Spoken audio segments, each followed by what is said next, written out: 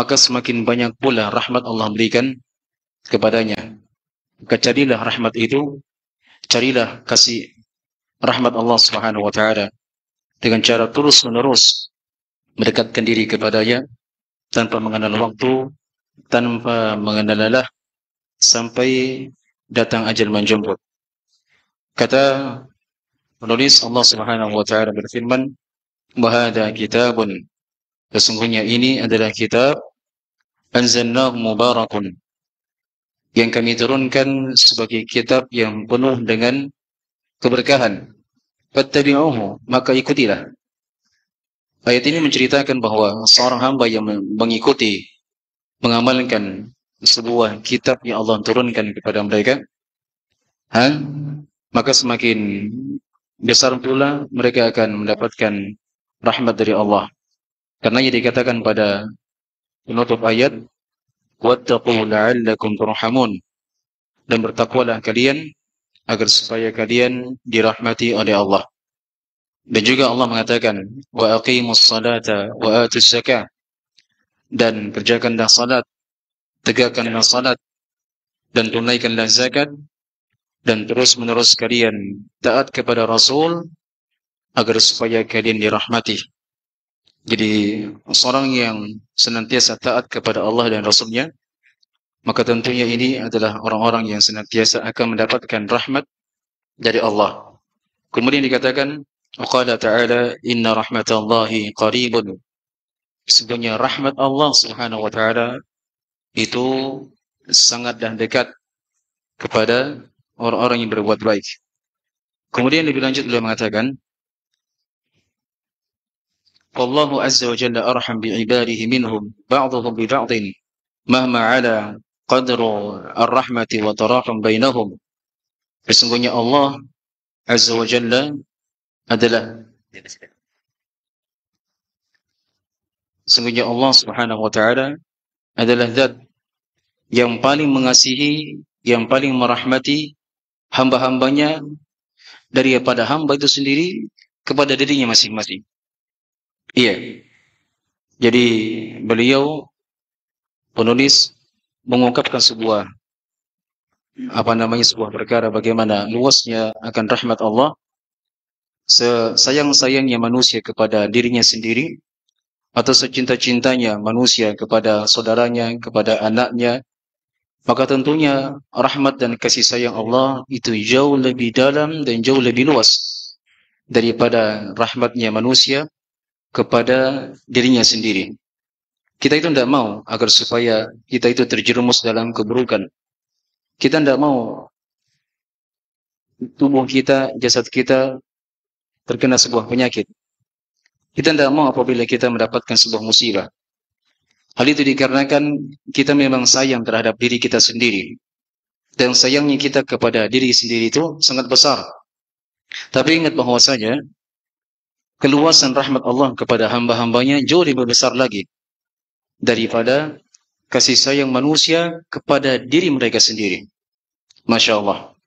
Kemudian dikatakan oleh penulis, sebagaimana yang disabdakan oleh Nabi sallallahu alaihi wasallam, diceritakan oleh Umar bin Khattab radhiyallahu an, beliau mengatakan, qadima ala Rasulillah sallallahu alaihi wasallam bisabiyyin fa idza imra'atun min as-sabi tabtaghi idza wajadat sabiyan fi as-sabi akhadathu fa alsaqathu bi batniha wa arda'athu faqala lana Rasulullah sallallahu alaihi wasallam أترون هذه المرأة طارحة ولدها في النار قلنا لا والله وهي تقدر على ألا تطرحه قال رسول الله صلى الله عليه وسلم لله أرحم بعباده من هذه بولدها. Kata Rasulullah, berkata Umar bin Khattab, beliau pernah mendatangi Rasulullah sallallahu alaihi wasallam dengan membawa seorang anak kecil. Fa'idha imra'atun minas sabiyyi tabtaghi. Kemudian muncullah seorang perempuan. Perempuan itu mengharapkan agar supaya mengambil anak tadi.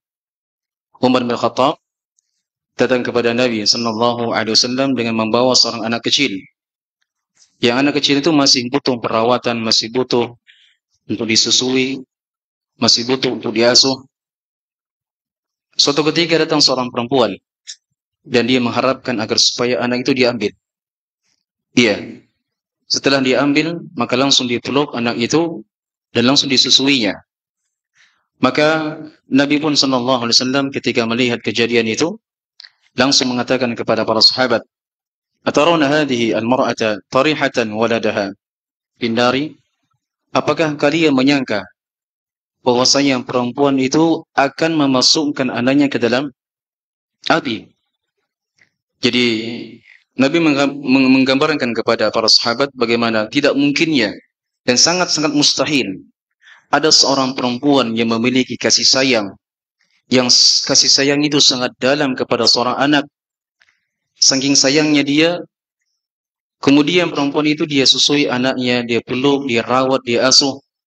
Kemudian Nabi mengatakan, apakah kalian menyangka bahwa perempuan itu akan memasukkan anaknya ke dalam api? Karena tidak mungkin dan mustahil. Maka para sahabat mengatakan, la ya Rasulullah, tidak mungkin itu terjadi. Dan tidak mungkin dilakukan oleh perempuan itu. Iya. Karena para sahabat sudah melihat bagaimana ini perempuan memiliki kasih sayang yang sangat hebat kepada seorang anak. Iya. Maka Nabi pun sallallahu alaihi wasallam mengatakan, "Lallahu arham bi'ibadihi." Sesungguhnya Allah Subhanahu wa taala itu lebih merahmati lagi kepada hamba-hambanya. Lebih rahmat, lebih sayang, lebih cinta, lebih perhatian daripada seorang perempuan ini kepada anaknya. Iya. Inilah sekilas bagaimana gambaran dari Nabi sallallahu alaihi wasallam menjelaskan bagaimana keluasan rahmat Allah Subhanahu wa taala. Baik, sebagai tambih dan penyampaian kepada kawan-kawan sekalian bahwasanya apa yang disebutkan oleh penulis dari makna nama Allah Subhanahu wa taala, bahwa maknanya ini sebenarnya bukanlah menyebutkan secara hakikat, tapi hanya sekadar mendekatkan pemahaman. Karena perlu diketahui bahwa nama Allah Subhanahu wa taala kalau ingin diungkap makna-maknanya tidak akan bisa habis maknanya. Iya. Suatu nama yang kalau ingin kita kaji dan kita jelaskan makna-maknanya, hukum-hukumnya, faidah-faidahnya, apa pengaruhnya, ini tidak akan ada habisnya. Jadi apa yang disebutkan oleh penulis hafizahullah taala hanya sekadar mendekatkan pemahaman bahwa di antara makna daripada nama Allah ini dan ini, maknanya demikian dan demikian. Iya. Tapi sebenarnya dari setiap nama Allah itu maknanya tidak ada batasannya. Tidak ada batasannya. Iya. Apalagi kalau kita akan bahas dari nama Allah yang lainnya ya. Lebih dalam lagi luas maknanya, lebih dalam lagi penjelasannya. Baik, selesai pembahasan atau penjelasan dari nama Allah Ar-Rahman Ar-Rahim. Kemudian kita akan masuk menyebutkan nama berikutnya. Kata penulis Al-Hayyu Al-Qayyum. Nama Allah Al-Hayy dan juga nama Allah Al-Qayyum. Wa huma ismani warada fil Qur'ani muqtarinaini fi thalathati mawadhi'. Dua nama ini adalah dua nama yang sering kali Allah gandengkan di 3 ayat dalam Al-Qur'anul Karim. Yang pertama dalam surah atau ayat kursi. Allah Subhanahu wa taala mengatakan, Allahu la ilaha illa huwal hayyul qayyum. Satu ayat di dalam Al-Quran, tepatnya pada surah Al-Baqarah. Allah mengatakan, Allahu la ilaha illa huwal hayyul qayyum. Ayat yang kedua terletak pada surah atau awal surah Ali Imran. Allah Subhanahu wa taala mengatakan Alif Lam Mim.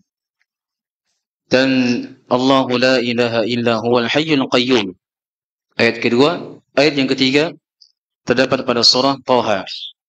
Allah mengatakan wa'anatil wujuhu lil hayyi al-qayyum. Jadi penulis menerangkan bahwa penyebutan dua nama ini yang sering kali digandengkan, disebutkan secara bersamaan, dia hanya disebutkan pada 3 tempat di dalam Al-Quran Al-Karim. Dalam surah Al-Baqarah, surah Ali Imran, dan surah Taha. Kemudian dikatakan wasmuhu tabaraka wa ta'ala al-hayy. fihi isbatun haya sifatan lillah wa hiya hayatun kamilatun laysat masbuqatan bi'adam. Kata beliau, nama Allah tabaraka wa ta'ala Al-Hayy. Di dalamnya terdapat penetapan sifat Allah yang maha hidup, yang mana kehidupannya itu adalah kehidupan yang sempurna, yang penuh dengan kemuliaan, keagungan. Dan karena kesempurnaan hidupnya Allah, Allah hidup dan tidak diawali dengan kematian, tidak diawali dengan ketiadaan, dan tidak diakhiri dengan kematian. Itu bentuk kesempurnaan hidupnya Allah, yang tidak didahului dengan ketiadaan, dan tidak akan diakhiri dengan kematian. Allah yang maha awal, tidak ada yang mendahului sebelumnya. Allah yang maha akhir, dan tidak ada seorang pun dari makhluknya yang bisa mengakhirinya. Dialah Allah subhanahu wa ta'ala yang maha kekal abadi, yang kehidupan yang tidak diawali dengan ketiadaan, dan tidak akan pernah disentuh dengan kematian. Masya Allah. Jadi nama Allah subhanahu wa ta'ala Al-Hayy ini menjelaskan kepada kita bagaimana kesempurnaan hidupnya Allah subhanahu wa ta'ala, yang ternyata dibandingkan dengan kehidupan kita selaku manusia, kita ini walaupun juga dikatakan sebagai makhluk hidup, tapi kehidupan kita itu penuh dengan keterbatasan, penuh dengan kekurangan. Kita yang tadinya tidak ada sama sekali, tidak pernah diciptakan, tidak pernah ada, tidak pernah disebutkan di muka bumi ini, setelah Allah takdirkan, Allah ciptakan kita, kemudian kita hidup di muka bumi. Kita dahulunya tidak ada. Hal ata 'alal insani hinun minad dahri lam yakun syai'an madhkura. Apakah telah datang kepada kalian tentang suatu kabar bahwasanya manusia itu adalah dahulunya tidak pernah disebutkan sama sekali? Saya, antum semuanya, semua manusia ada di luar sana, semuanya kita adalah makhluk yang dahulunya tidak ada. Setelah berjalan takdir, Allah ciptakan kita, Allah adakan kita, kemudian kita hidup di muka bumi ini.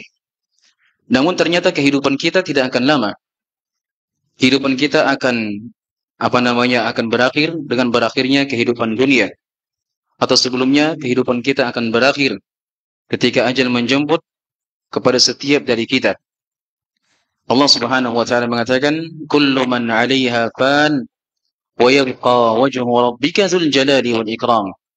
Apa saja yang ada di muka bumi ini akan binasa, kata Allah. Langit-langit akan terbelah, bumi-bumi akan hancur, gunung-gunung akan berterbangan, rembulan, bintang-bintang akan berjatuhan. Semuanya akan dihancurkan oleh Allah Subhanahu wa taala. Yauma tubaddalu al-ardu ghairal ardi was samawat wa barzu lillahil wahidil qahhar. Hari di mana, kata Allah, kami ganti bumi dengan bumi yang lain, dan demikian pula kami akan ganti langit dengan langit yang lain. Wa barzu, dan manusia semuanya akan nampak dan hadir dan berkumpul di hadapan Allah yang maha wahid, lagi maha perkasa, lagi maha mengalahkan. Iya, itulah hari di mana Allah Subhanahu wa taala akan menghancurkan manusia, menghancurkan semua makhluk hidup. Setiap dari kita pasti akan ada masa berakhirnya, pasti ada ajalnya. Likulli ummatin ajal, fa idza jaa ajaluhum la yastakhiruna sa'atan wa la yastaqdimun, kata Allah. Setiap umat pasti ada ajalnya, pasti ada masa expire-nya, pasti akan berakhir, pasti akan meninggal, pasti akan binasa, pasti akan hancur. Semua umat, semua manusia, semua makhluk hidup akan hancur. Cepat atau lambat, itu pasti akan terjadi. Mau tidak mau, sadar tidak sadar, rela tidak rela, pasti akan terjadi. Kullu nafsin dha'iqatul maut. Setiap jiwa pasti akan merasakan kematian. Sebagaimana umat-umat terdahulu, mereka sudah mendapatkan ajalnya masing-masing. Para nabi dan para rasul, mereka dahulunya pernah ada, dihidupkan oleh Allah Subhanahu wa taala. Kemudian ternyata ketentuan Allah sudah berlaku kepada mereka. Ajal telah menjemput mereka. Iya. Sama halnya dengan kita. Kita pun demikian akan mengalami hal yang sama. Sebagaimana orang-orang terdahulu mereka sudah pergi, maka sekarang atau kita pun akan pergi meninggalkan dunia, meninggalkan istri, meninggalkan anak, meninggalkan kawan-kawan, meninggalkan dunia ini, meninggalkan apa saja yang pernah kita saksikan di muka bumi ini. Itu merupakan ketentuan Allah Subhanahu wa taala yang tidak bisa diganggu gugat. Iya. Kullu nafsin dha'iqatul maut wa nabluukum bisyarri wal khairi fitnah wa ilaina turja'un, kata Allah. Setiap jiwa, manusia, binatang, hewan-hewan, semuanya akan merasakan kematian. Wa nabluukum bisyarri wal khairi fitnah, dan kami uji kalian dengan kebaikan dan keburukan. Wa ilaina turja'un, kata Allah. Dan hanya kepada kami kalian seluruhnya wahai makhluk akan dikembalikan. Kepada kamilah, kata Allah, kalian seluruhnya akan dikembalikan. Nah, sekarang kalau kita berbicara tentang kehidupan Allah yang penuh dengan kesempurnaan, penuh dengan keagungan, yang kehidupannya tidak akan pernah disentuh dengan kematian, jangankan kematian, dengan rasa kantuk saja Allah Subhanahu wa taala tidak akan pernah disentuh dengan rasa kantuk. Jangankan rasa kantuk, Allah Subhanahu wa taala ketika menciptakan langit dan bumi, menciptakan dari berbagai makhluk di muka bumi ini, Allah tidak akan pernah merasakan yang namanya keletihan. Walaqad khalaqnas samawati wal arda wama bainahuma fi 6 ayyamin wama massana bil lughub, kata Allah. Sungguh kami telah menciptakan langit dan bumi dalam 6 masa, dan pada saat kami menciptakan itu semuanya, kami tidak pernah disentuh dengan rasa letih. Iya. Ayat ini, kata para ulama, seperti disebutkan oleh ulama-ulama tafsir, adalah merupakan bantahan terhadap keyakinan dari sebagian orang-orang Yahudi, di mana mereka beranggapan ketika Allah Subhanahu wa taala menciptakan langit dan bumi selama 6 hari, Allah beristirahat, kata mereka. Allah beristirahat, katanya, karena Allah sedang capek, Allah sudah letih karena menciptakan langit dan bumi yang begitu hebat. Kata mereka, di hari ketujuhnya Allah istirahat. Sangat keji ucapan mereka, dan sangat berjahat, menunjukkan bagaimana mereka tidak mengagungkan Allah Subhanahu wa taala sebagaimana mestinya. Maka untuk membantah ucapan mereka itu, Allah turunkan sebuah ayat, agar supaya pemikiran yang busuk tadi terhilangkan, terjauhkan. Walaqad khalaqnas samawati wal ard wama bainahuma fi 6 ayyamin wama massana min lughub, kata Allah. Sungguh, ditegaskan lagi, lebih diperkuat lagi dengan ada huruf lam yang bermakna sumpah. Artinya Allah Subhanahu wa taala bersumpah dan menegaskan bahwasanya setelah Allah menciptakan langit dan bumi selama 6 hari, selama 6 masa, Allah Subhanahu wa taala tidak akan pernah disentuh dengan keletihan, rasa capek dan yang lainnya. Ini semuanya adalah hal-hal yang menunjukkan kepada kita akan kesempurnaan hidupnya Allah Subhanahu wa taala. Akan kesempurnaan hidupnya Allah Subhanahu wa taala. Kemudian dikatakan oleh penulis hafizahullah taala, wa la yalhaquha zawalun wa fana'un wa la ya'tariha naqsun wa 'aibun jalla rabbuna wa taqaddasa 'an dhalik. Hayatun tastalzimu kamal sifatihi subhanahu min ilmihi wa sam'ihi wa basarihi wa qudratihi wa iradatihi wa rahmatihi wa fi'lihi ma yasha ila ghairi dhalika min sifati kamalihi. Kata penulis, kehidupan Allah Subhanahu wa taala yang tidak akan pernah berujung dengan kematian dan tidak akan pernah disentuh dengan kekurangan. Tidak akan pernah ada kekurangannya Allah, tidak pada zatnya, tidak pada namanya, tidak pada sifat-sifatnya. Allah yang maha sempurna pada namanya, pada sifatnya, pada zatnya. Kehidupannya juga adalah kehidupan yang sempurna. Allah yang maha hidup tidak pernah disentuh dengan keletihan. Allah yang maha hidup tidak akan pernah akan merasakan yang namanya kekurangan. Iya. Beda dengan manusia. Kalau manusia hidup itu kadang mereka capek, kadang mereka letih, kadang mereka sedih, kadang mereka begini. Butuh istirahat, butuh makan, butuh minum, butuh berumah tangga. Itu kan kehidupan manusia. Tapi kehidupan Allah Subhanahu wa taala jauh-jauh berbeda dengan kehidupan manusia. Dan tidak bisa kita gambarkan akan kehebatan, kesempurnaan hidupnya Allah Subhanahu wa taala. Tapi apa yang disebutkan dan apa yang dijelaskan oleh penulis tentang bagaimana makna daripada nama Allah Al-Hayy, ini hanya sekadar mendekatkan pemahaman bagaimana beliau berbicara tentang kesempurnaan dari hidupnya Allah Azza wa Jalla. Kemudian kata beliau, hayatun tastalzimu, sebuah kehidupan yang mengharuskan kesempurnaan sifat-sifat yang lainnya dari ilmunya. Karena kesempurnaan ilmunya Allah, sehingga Allah memiliki kehidupan yang tidak akan pernah disentuh dengan kematian, tidak akan didahului dengan ketiadaan. Wa sam'ihi wa basarih, dan juga menunjukkan akan kesempurnaan akan pendengarannya, penglihatannya, qudratihi, dan juga menunjukkan akan kesempurnaan maha mampunya Allah, wa iradatihi wa rahmatihi, dan semua dari sifat-sifat yang agung mengharuskan akan hal tersebut. Wa fi'lihi ma yasha ila ghairi dzalik. Wa man hadha sya'nuhu huwal alladhi yastahiqqu an yu'bad wa yurka' lahu wa yusjad. Dan barang siapa yang demikian keadaannya, barang siapa yang demikian keadaannya, dia yang memiliki kesempurnaan pada hidupnya, pendengarannya, ilmunya, kekuasaannya, kerajaannya, pada zatnya, nama-namanya, sifat-sifatnya. Siapa saja atau ketika ada zat yang memiliki sifat-sifat tersebut, maka mengharuskan dialah yang paling berhak untuk disembah, diagungkan, kita sujud kepadanya, kita rukuk untuknya. Dialah zat satu-satunya yang berhak untuk kita serahkan ibadah kepadanya. Selain daripada itu, tidak berhak kita serahkan ibadah. Karena setiap dari makhluk itu penuh dengan kekurangan, penuh dengan kelemahan, siapapun dia.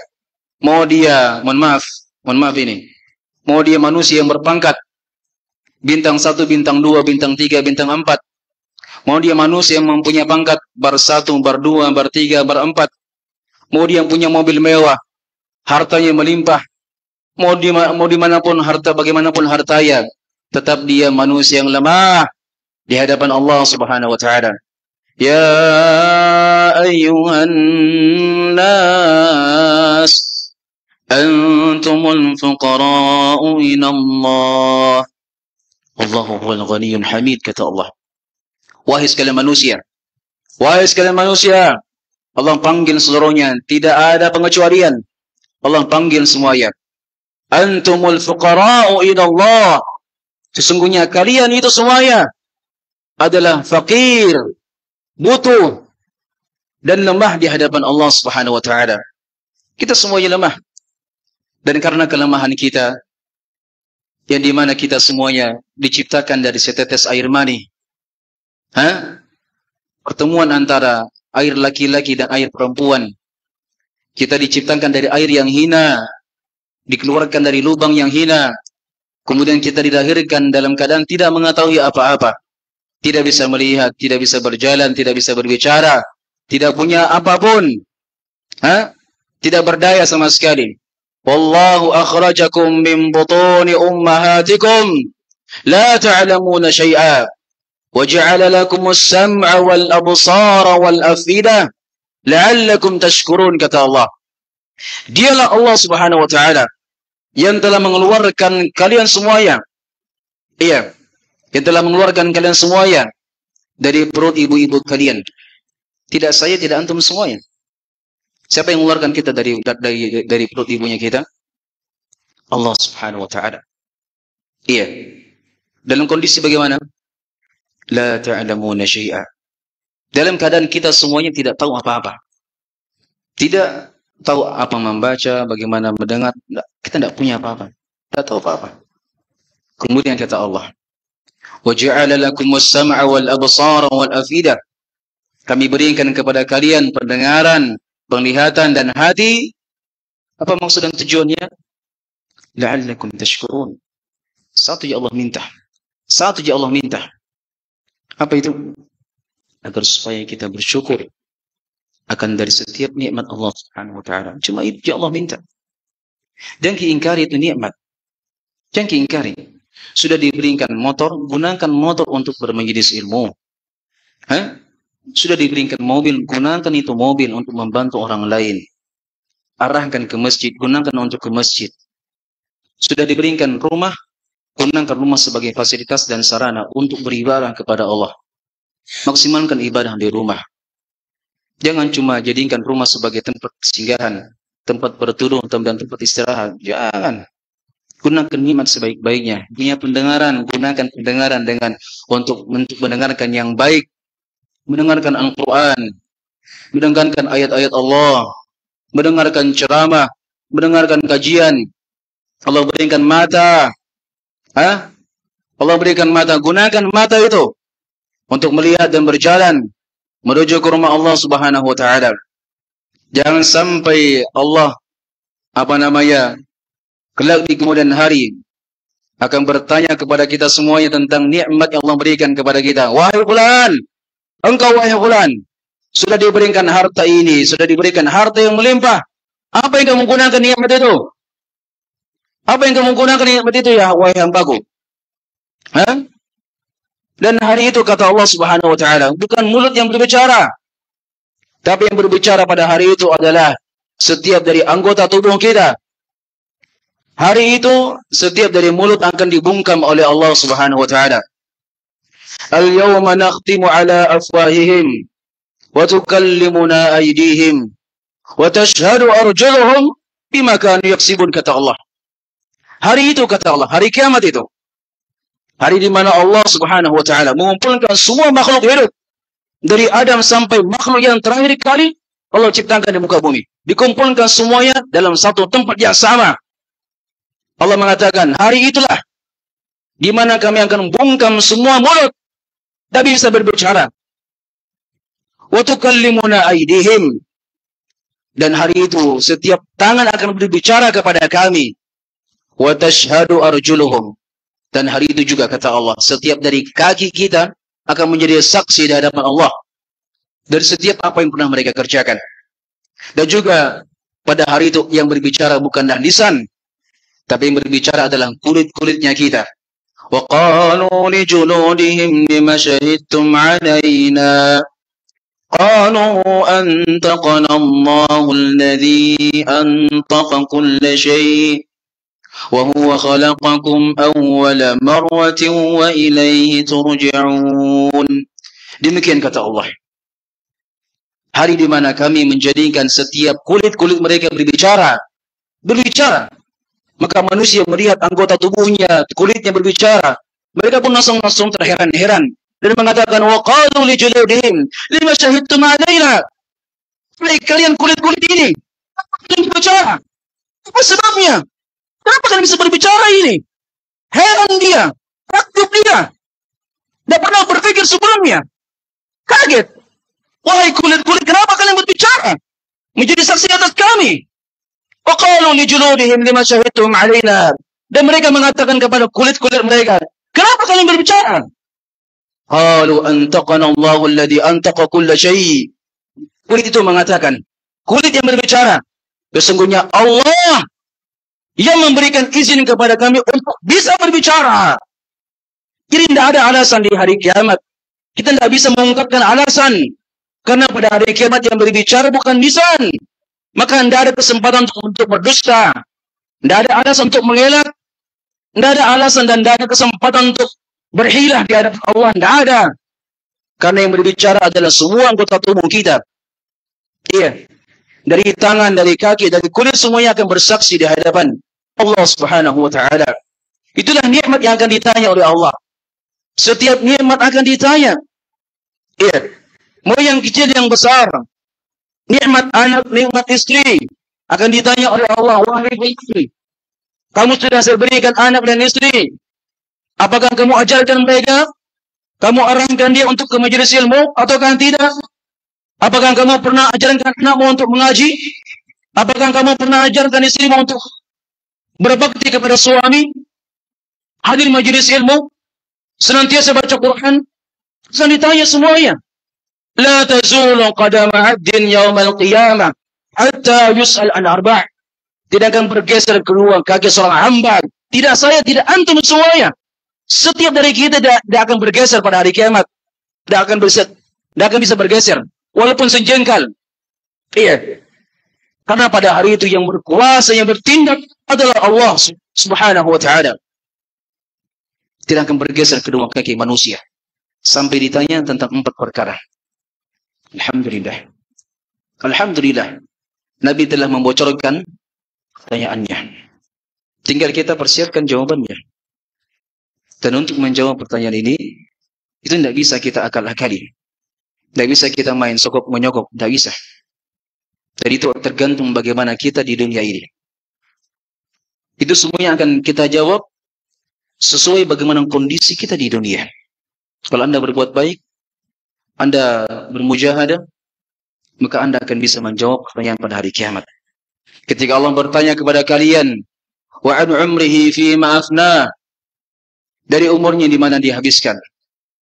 Na'udzubillah, kecelakaan dan kebinasaan bagi mereka yang diberikan umur yang panjang oleh Allah.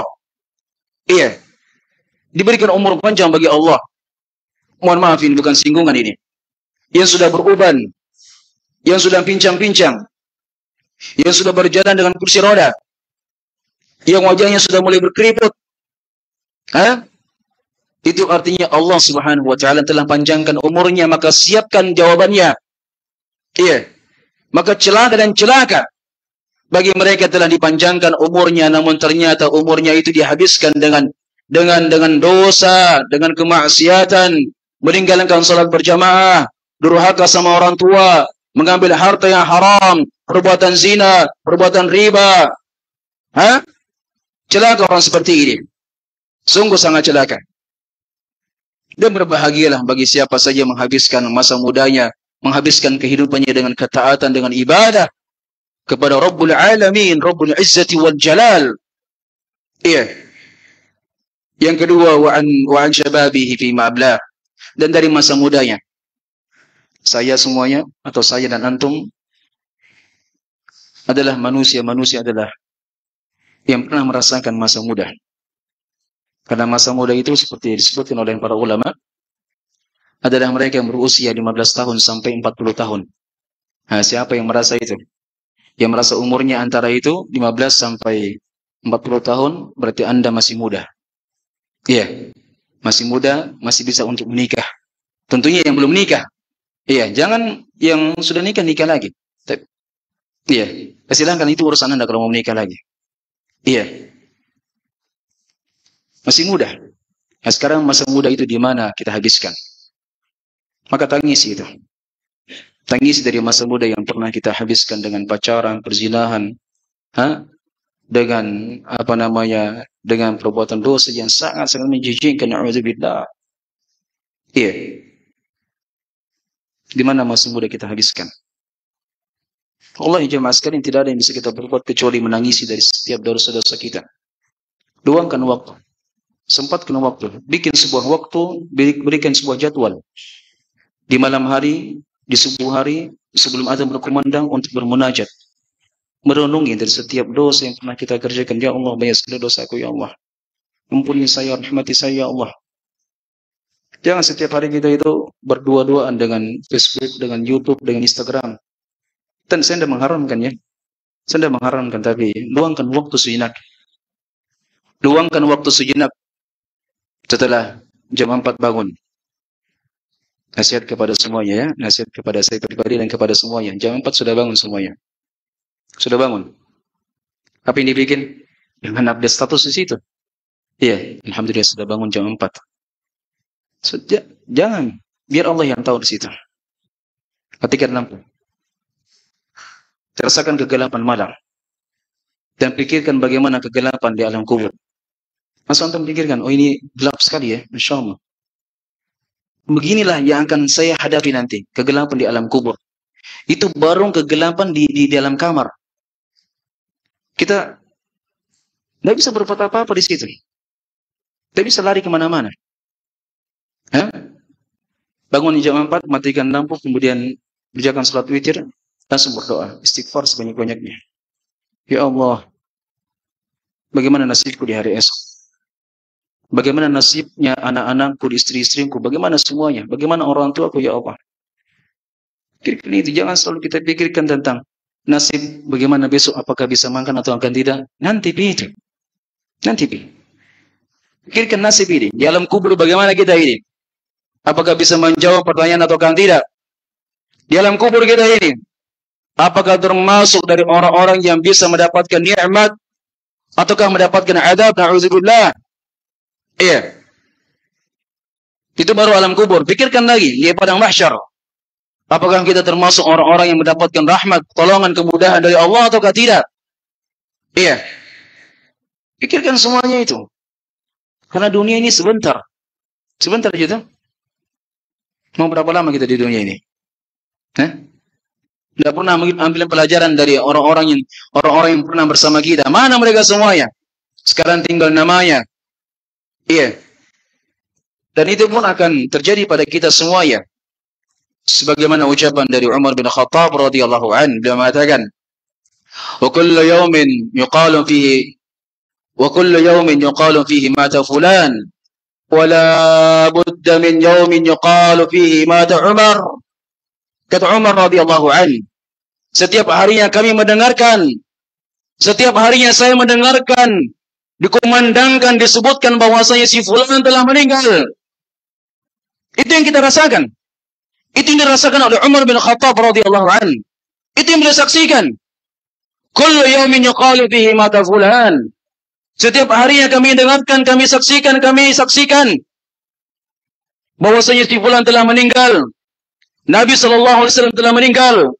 Abu Bakar telah meninggal. Para nabi dan para rasul telah meninggal. Semuanya telah mendapatkan ajalnya masing-masing. Semuanya telah menghadap kepada Allah Subhanahu wa taala. Kullu yawmin yuqalu fihi mata fulan. Setiap harinya kita mendengarkan si fulan telah meninggal. Si fulan bin fulan telah meninggal. Si fulan bintu fulan telah meninggal. Lidda min yawmin yuqalu fihi mata Umar. Akan tiba masanya, akan tiba harinya, kata beliau, di mana hari tersebut akan dikatakan telah meninggal Umar, dan telah terjadi. Beliau pun dipanggil namanya. Dan telah meninggal beliau radhiyallahu anhu. Kalau selama ini kita mendengarkan bahwasanya ada seorang yang meninggal dan namanya dipanggil di dalam masjid, iya, kemudian ditangisi oleh keluarga, dipasang bendera putih, jenazahnya diletakkan di hadapan orang-orang, manusia pun berdatangan untuk memberikan belasungkawa, untuk mendoakannya, memandikan jenazah itu, kemudian diantar dengan iringan-iringan mobil, kemudian digali kuburannya, kemudian dimasukkan jasadnya, dimasukkan jenazahnya ke dalam kubur. Yang tersisa adalah amalan kita. Tidak ada yang menemani kita. Mana harta-harta itu? Mana mobil megah yang pernah kita sombongkan? Mana rumah megah? Mana kawan-kawan yang pernah kita cintai? Secita-citanya seorang keluarga kepada kita. Pada saat jenazah sudah masuk ke dalam liang lahat, mereka tidak akan pernah ridha untuk masuk bersama kita. Yang tersisa apa di situ, jamaah sekalian? Apa yang tersisa? Tersisa adalah sebuah amalan yang hari ini kita bermalas-malasan untuk mengerjakannya. Yang hari ini kita merasa zuhud dengannya. La ilaha illallah. Hatta idza jaa ahaduhumul maut la rabbi irji'un la'alli a'malu salihan bima tarak. Sampai kematian itu datang kepada salah seorang di antara kalian. Bapak kita, mama kita, tante kita, om kita, tetangga kita. Ketika kematian datang kepada mereka, apa angan mereka? Apa harapan mereka? Cita-cita mereka? Irji'un. Allah, kembalikan saya. Kembalikan saya. Tidak akan bisa kembali. Tidak akan bisa kembali mereka. Walaupun mereka menangis darah. Walaupun mereka berteriak. Walaupun mereka berdoa. Tidak akan bisa kembali. Kesempatan sudah habis. Umur sudah habis. Qala rabbi irji'un, ya Allah, kembalikan saya. La'alli a'malu salihan fima taraktu. Agar saya bisa beramal saleh, ya Allah. Bisa beribadah, baca Quran, salat malam, salat duha, bersedekah, bangun masjid, bangun pondok pesantren, membantu orang lain, berbakti sama orang tua. Belum muncul penyesalan. la'alli a'malu salihan fima tarak. Ya Allah, kembalikan saya agar supaya saya bisa mengerjakan amal saleh yang dahulu yang masih tinggalkan, baru muncul penyesalan. Iya. Namun apalah daya, penyesalan pada hari kiamat tidaklah berguna. Dan beruntunglah bagi mereka yang menyesali dirinya sebelum ajal menjemput. Masih beruntung mereka. Menyesali. Sesali dari apa yang telah berlalu, kita telantarkan dari berbagai waktu, habis umur kita, habis waktu kita dengan hal-hal yang tidak ada manfaatnya. Iya, dengan ghibah, dengan namimah, dengan zina, dan seterusnya. Na'udzubillah. Hadirin sekalian yang semoga dimuliakan oleh Allah Subhanahu wa taala. Ini kita berbicara tentang bagaimana kesempurnaan hidupnya Allah Subhanahu wa taala yang terus-menerus akan hidup, yang tidak diawali dengan ketiadaan dan tidak akan pernah disentuh dengan kematian. Adapun manusia dan semua makhluk hidup akan berakhir dan akan binasa. Iya. Maka dari sini kita harusnya jadikan sebagai bahan renungan. Mau dibawa kemana kehidupan kita ini? Kemana kita akan pergi? Kemana akan kita berlabuh? Maka tidak ada jalan untuk kita pergi, untuk kita bersandar, untuk kita minta pertolongan kecuali kepada Allah Subhanahu wa taala, Rabbul Izzati wal Jalal, Al-Hayyul Qayyum, alladzi la ta'khudhuhu sinatun wa la nawm. Iya. Hadirin sekalian yang semoga dimuliakan oleh Allah Subhanahu wa taala. Kemudian dikatakan oleh penulis, wa tawakkal 'alal hayyil ladzi la yamut. Allah Subhanahu wa taala mengatakan, dan bertawakkallah kalian, serahkan segala urusan kalian, sandarkan semuanya, kebaikan kalian, musibah kalian, kesedihan, gundah gulana, serahkan semuanya kepada Allah. Wa tawakkal 'alal hayyil ladzi la yamut.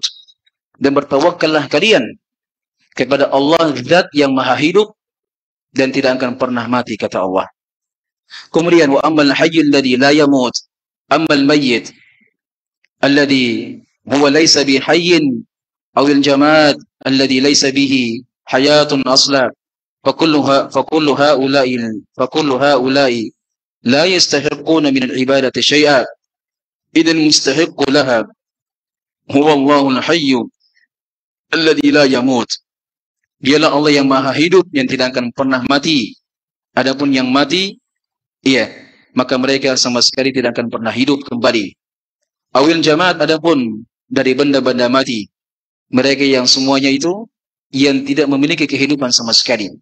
Maka semuanya dari manusia yang sudah meninggal, dari benda-benda mati, mereka semuanya tidak berhak untuk diserahkan ibadah. Maka sangat mengherankan, sangat-sangat tidak masuk akal ketika ada orang yang menyerahkan ibadahnya kepada manusia yang penuh dengan kekurangan. Lebih bodohnya lagi dan lebih sesatnya lagi ketika ada orang yang menyerahkan ibadahnya kepada benda-benda mati, kepada jimat-jimat, kepada bebatuan, kepada pepohonan, kepada benda-benda mati yang tidak punya kehidupan, tidak bisa memberikan manfaat, tidak bisa memberikan kemudaratan. Betul-betul kesesatan yang sangat nyata, betul-betul perkara yang sangat-sangat tidak masuk akal. Iya, karenanya Allah Subhanahu wa taala seringkali mencela bagi mereka yang menyerahkan ibadahnya kepada selain Allah, apakah manusia ataukah benda-benda mati. وَمَنْ أَضَلُّ مِمَّنْ يَدْعُو مِنْ دُونِ اللَّهِ بَلْ لَا يَسْتَجِيبُ لَهُ إِلَى يَوْمِ الْقِيَامَةِ وَهُمْ عَنْ دُعَائِهِمْ غَافِلُونَ. Dan siapakah yang paling sesat? Ini mohon maaf bahasanya menggunakan kalimat sesat, dan itulah terjemahan Al-Quran. Saya hanya sekedar menerjemahkan. Iya. Dan sengaja saya sampaikan ini agar supaya jangan ada yang beranggapan bahwa saya ketika ada seorang ustadz, seorang dai yang menggunakan kalimat sesat, langsung dikatakan sebagai dai yang ekstrim, dai yang suka mengkafir-kafirkan, dai yang suka menyesat-nyesatkan. Saya yang berceramah di tempat ini hanya sekedar menerjemahkan. Demikianlah bahasa Al-Quran. Allah mengatakan, وَمَنْ أَضَلُّ. Siapakah yang paling sesat? Artinya tidak ada orang yang paling sesat seperti apa yang Allah sebutkan dalam ayat ini. Itulah orang yang paling sesat. Itulah orang yang paling hina. Itulah orang yang paling, orang yang paling bodoh, tidak menggunakan akal sehatnya. وَمَنْ أَضَلُّ مِمَّنْ يَدْعُو مِنْ دُونِ اللَّهِ. Siapakah yang paling sesat dari mereka-mereka yang menyerahkan ibadahnya berdoa kepada selain Allah, wa hum an du'aihim ghafilun. Yang mereka sama sekali tidak bisa mengijabahi, mengabulkan doa-doa mereka. Tidak bisa mengabulkan doa yang menyembahnya. Iya. Dan mereka sendiri yang sembah tadi, mereka lalai dari doa-doa yang beribadah kepada mereka. Iya. Dan seringkali Allah Subhanahu wa taala mencela bagi mereka yang menyerahkan ibadah kepada selain Allah, dari bebatuan, dari pepohonan, dan dari semua yang disembah selain Allah Subhanahu wa taala. Allah mencela mereka. Iya, seperti disebutkan bagaimana orang-orang kafir ketika mereka menyerahkan ibadahnya kepada pepohonan bebatuan. Allah sebutkan bahwasanya mereka summun bukmun umyun fahum la ya'qilun. Mereka buta, mereka tuli, dan mereka bisu, dan mereka adalah orang yang tidak memiliki akal. Iya. Hadirin sekalian yang semoga dimuliakan oleh Allah Subhanahu wa taala. Lebih lanjut dikatakan oleh penulis, idzal mustahiqu laha huwa Allahu al-hayyul ladzi la yamut.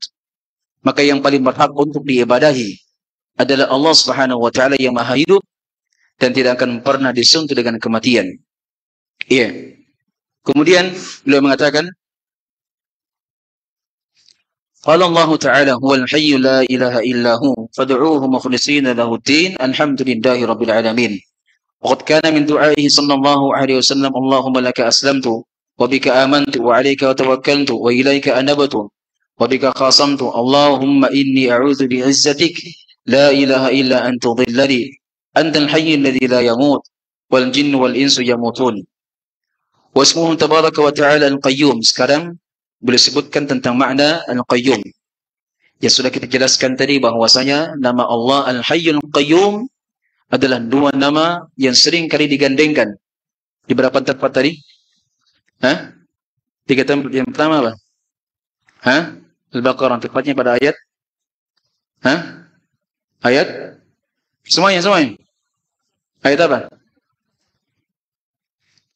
Ayat ketiga. Hah? Ayat kursi. Iya. Yang kedua? Hah? Ali Imran. Yang ketiga? Hah? Surah At-Taha. Ada yang bisa menyebutkan ayat-ayatnya? Baik. Inilah dua nama yang sering kali Allah gandengkan di berbagai ayat di dalam surah Al-Quran, yaitu nama Al-Hayyul Qayyum. Sudah disebutkan tentang makna Al-Hayy, sekarang akan beliau sebutkan tentang makna Al-Qayyum.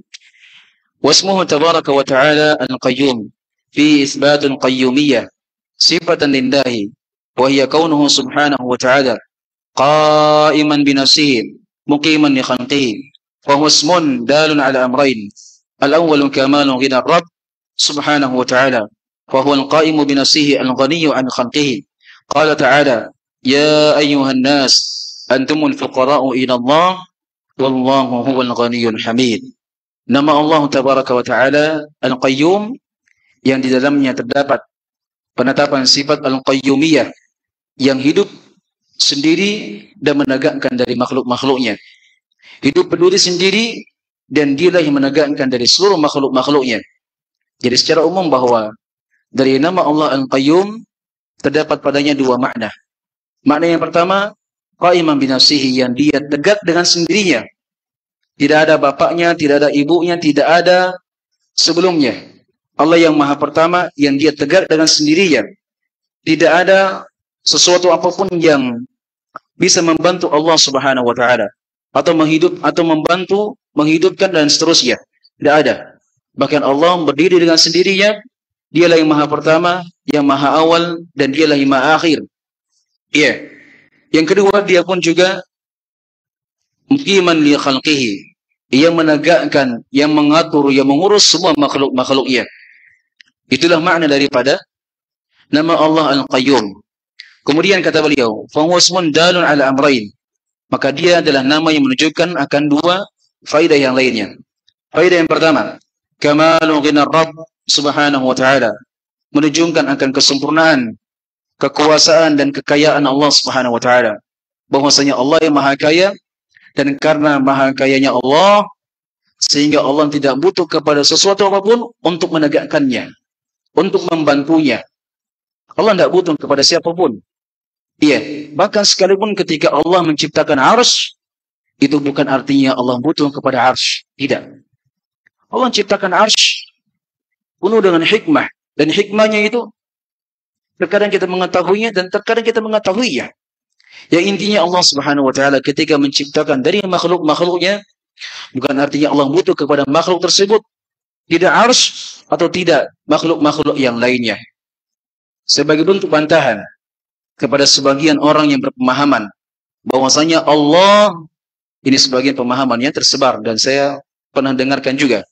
Ada sebagian dai yang menceritakan dan saya baru tahu juga bahwasanya kata yang saya dengarkan tadi, ada sebagian manusia yang berpemahaman Allah Subhanahu wa taala di masa dahulu ketika Allah bersendirian, katanya Allah merasa sepi. Ketika Allah merasa sepi, kemudian Allah Subhanahu wa taala menciptakan dari makhluk-makhluknya karena Allah merasa ingin ada sesuatu yang bisa menemaninya. Subhanallah.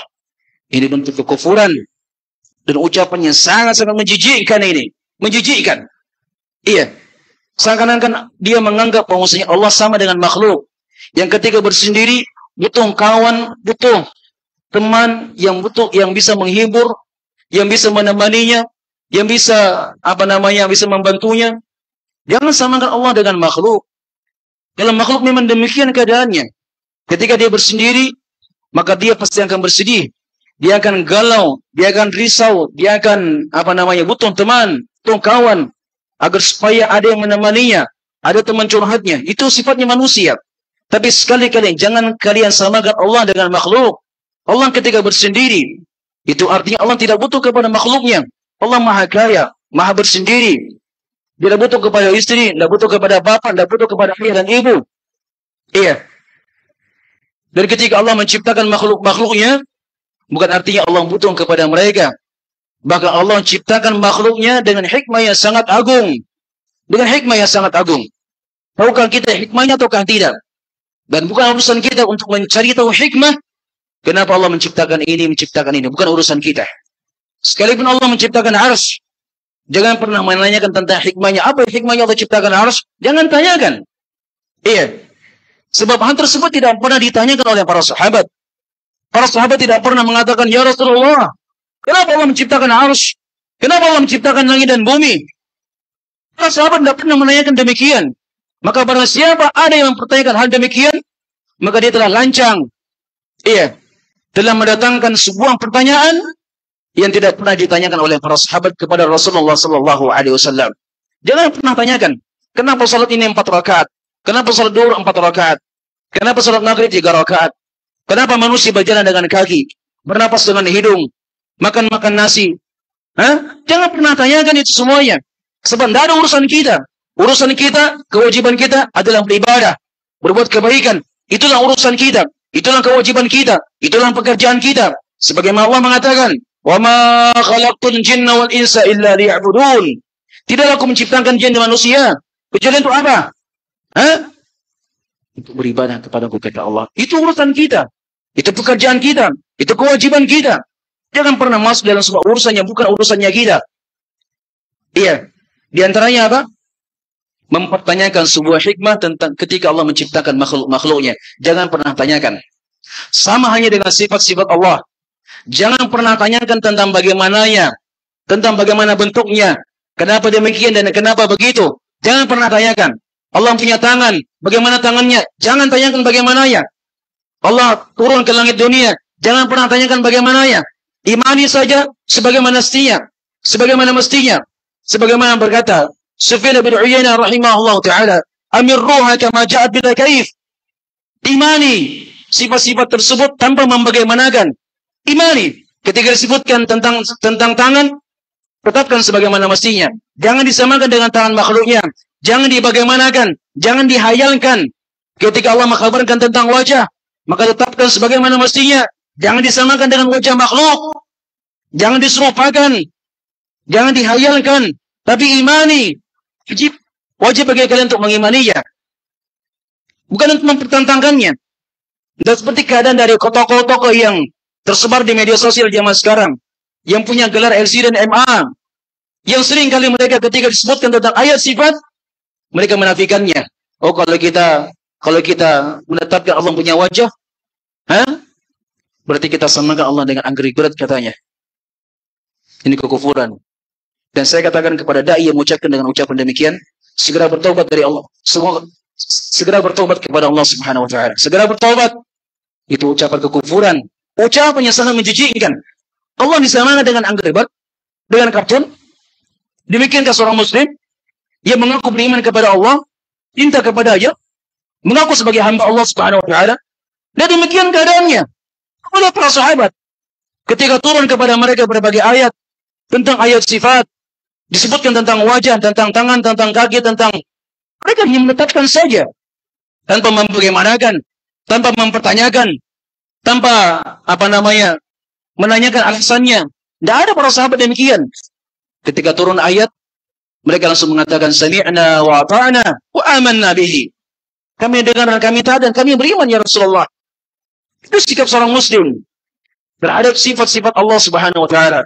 Apakah sifat itu masuk akal atau tidak?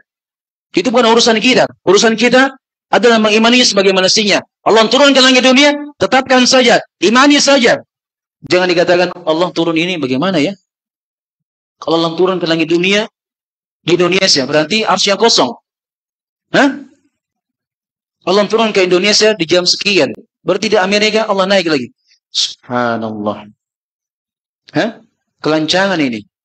Dan yang anehnya yang seperti ini, yang mengucapkannya adalah orang-orang dai. Yang punya titel juga. Yang paling parahnya juga, banyak juga yang percaya. Banyak juga menganutnya. Banyak mendukungnya. Iya. Banyak followersnya. Itu yang paling parah. Padahal ucapan mereka adalah ucapan kekufuran. Ucapan menjijikkan. Menentang ayat, menentang hadis Rasulullah SAW. Dan melanggar kesepakatan para sahabat. Bukan cuma kesepakatan para sahabat. Kesepakatan para nabi dan para rasul. Semua kitab-kitab yang pernah Allah turunkan. Iya. Semua ajaran para nabi dan para rasul itu satu. Sama semuanya. Tentang tauhid. Dan tauhid sudah kita sebutkan. Terbagi menjadi 3. Tauhid rububiyah, uluhiyah, asma wa sifat. Itu semuanya diajarkan oleh para nabi dan para rasul. Mereka bersepakat bahwasanya Allah Subhanahu wa taala memiliki nama-nama yang agung dan sifat-sifat yang mulia. Iya.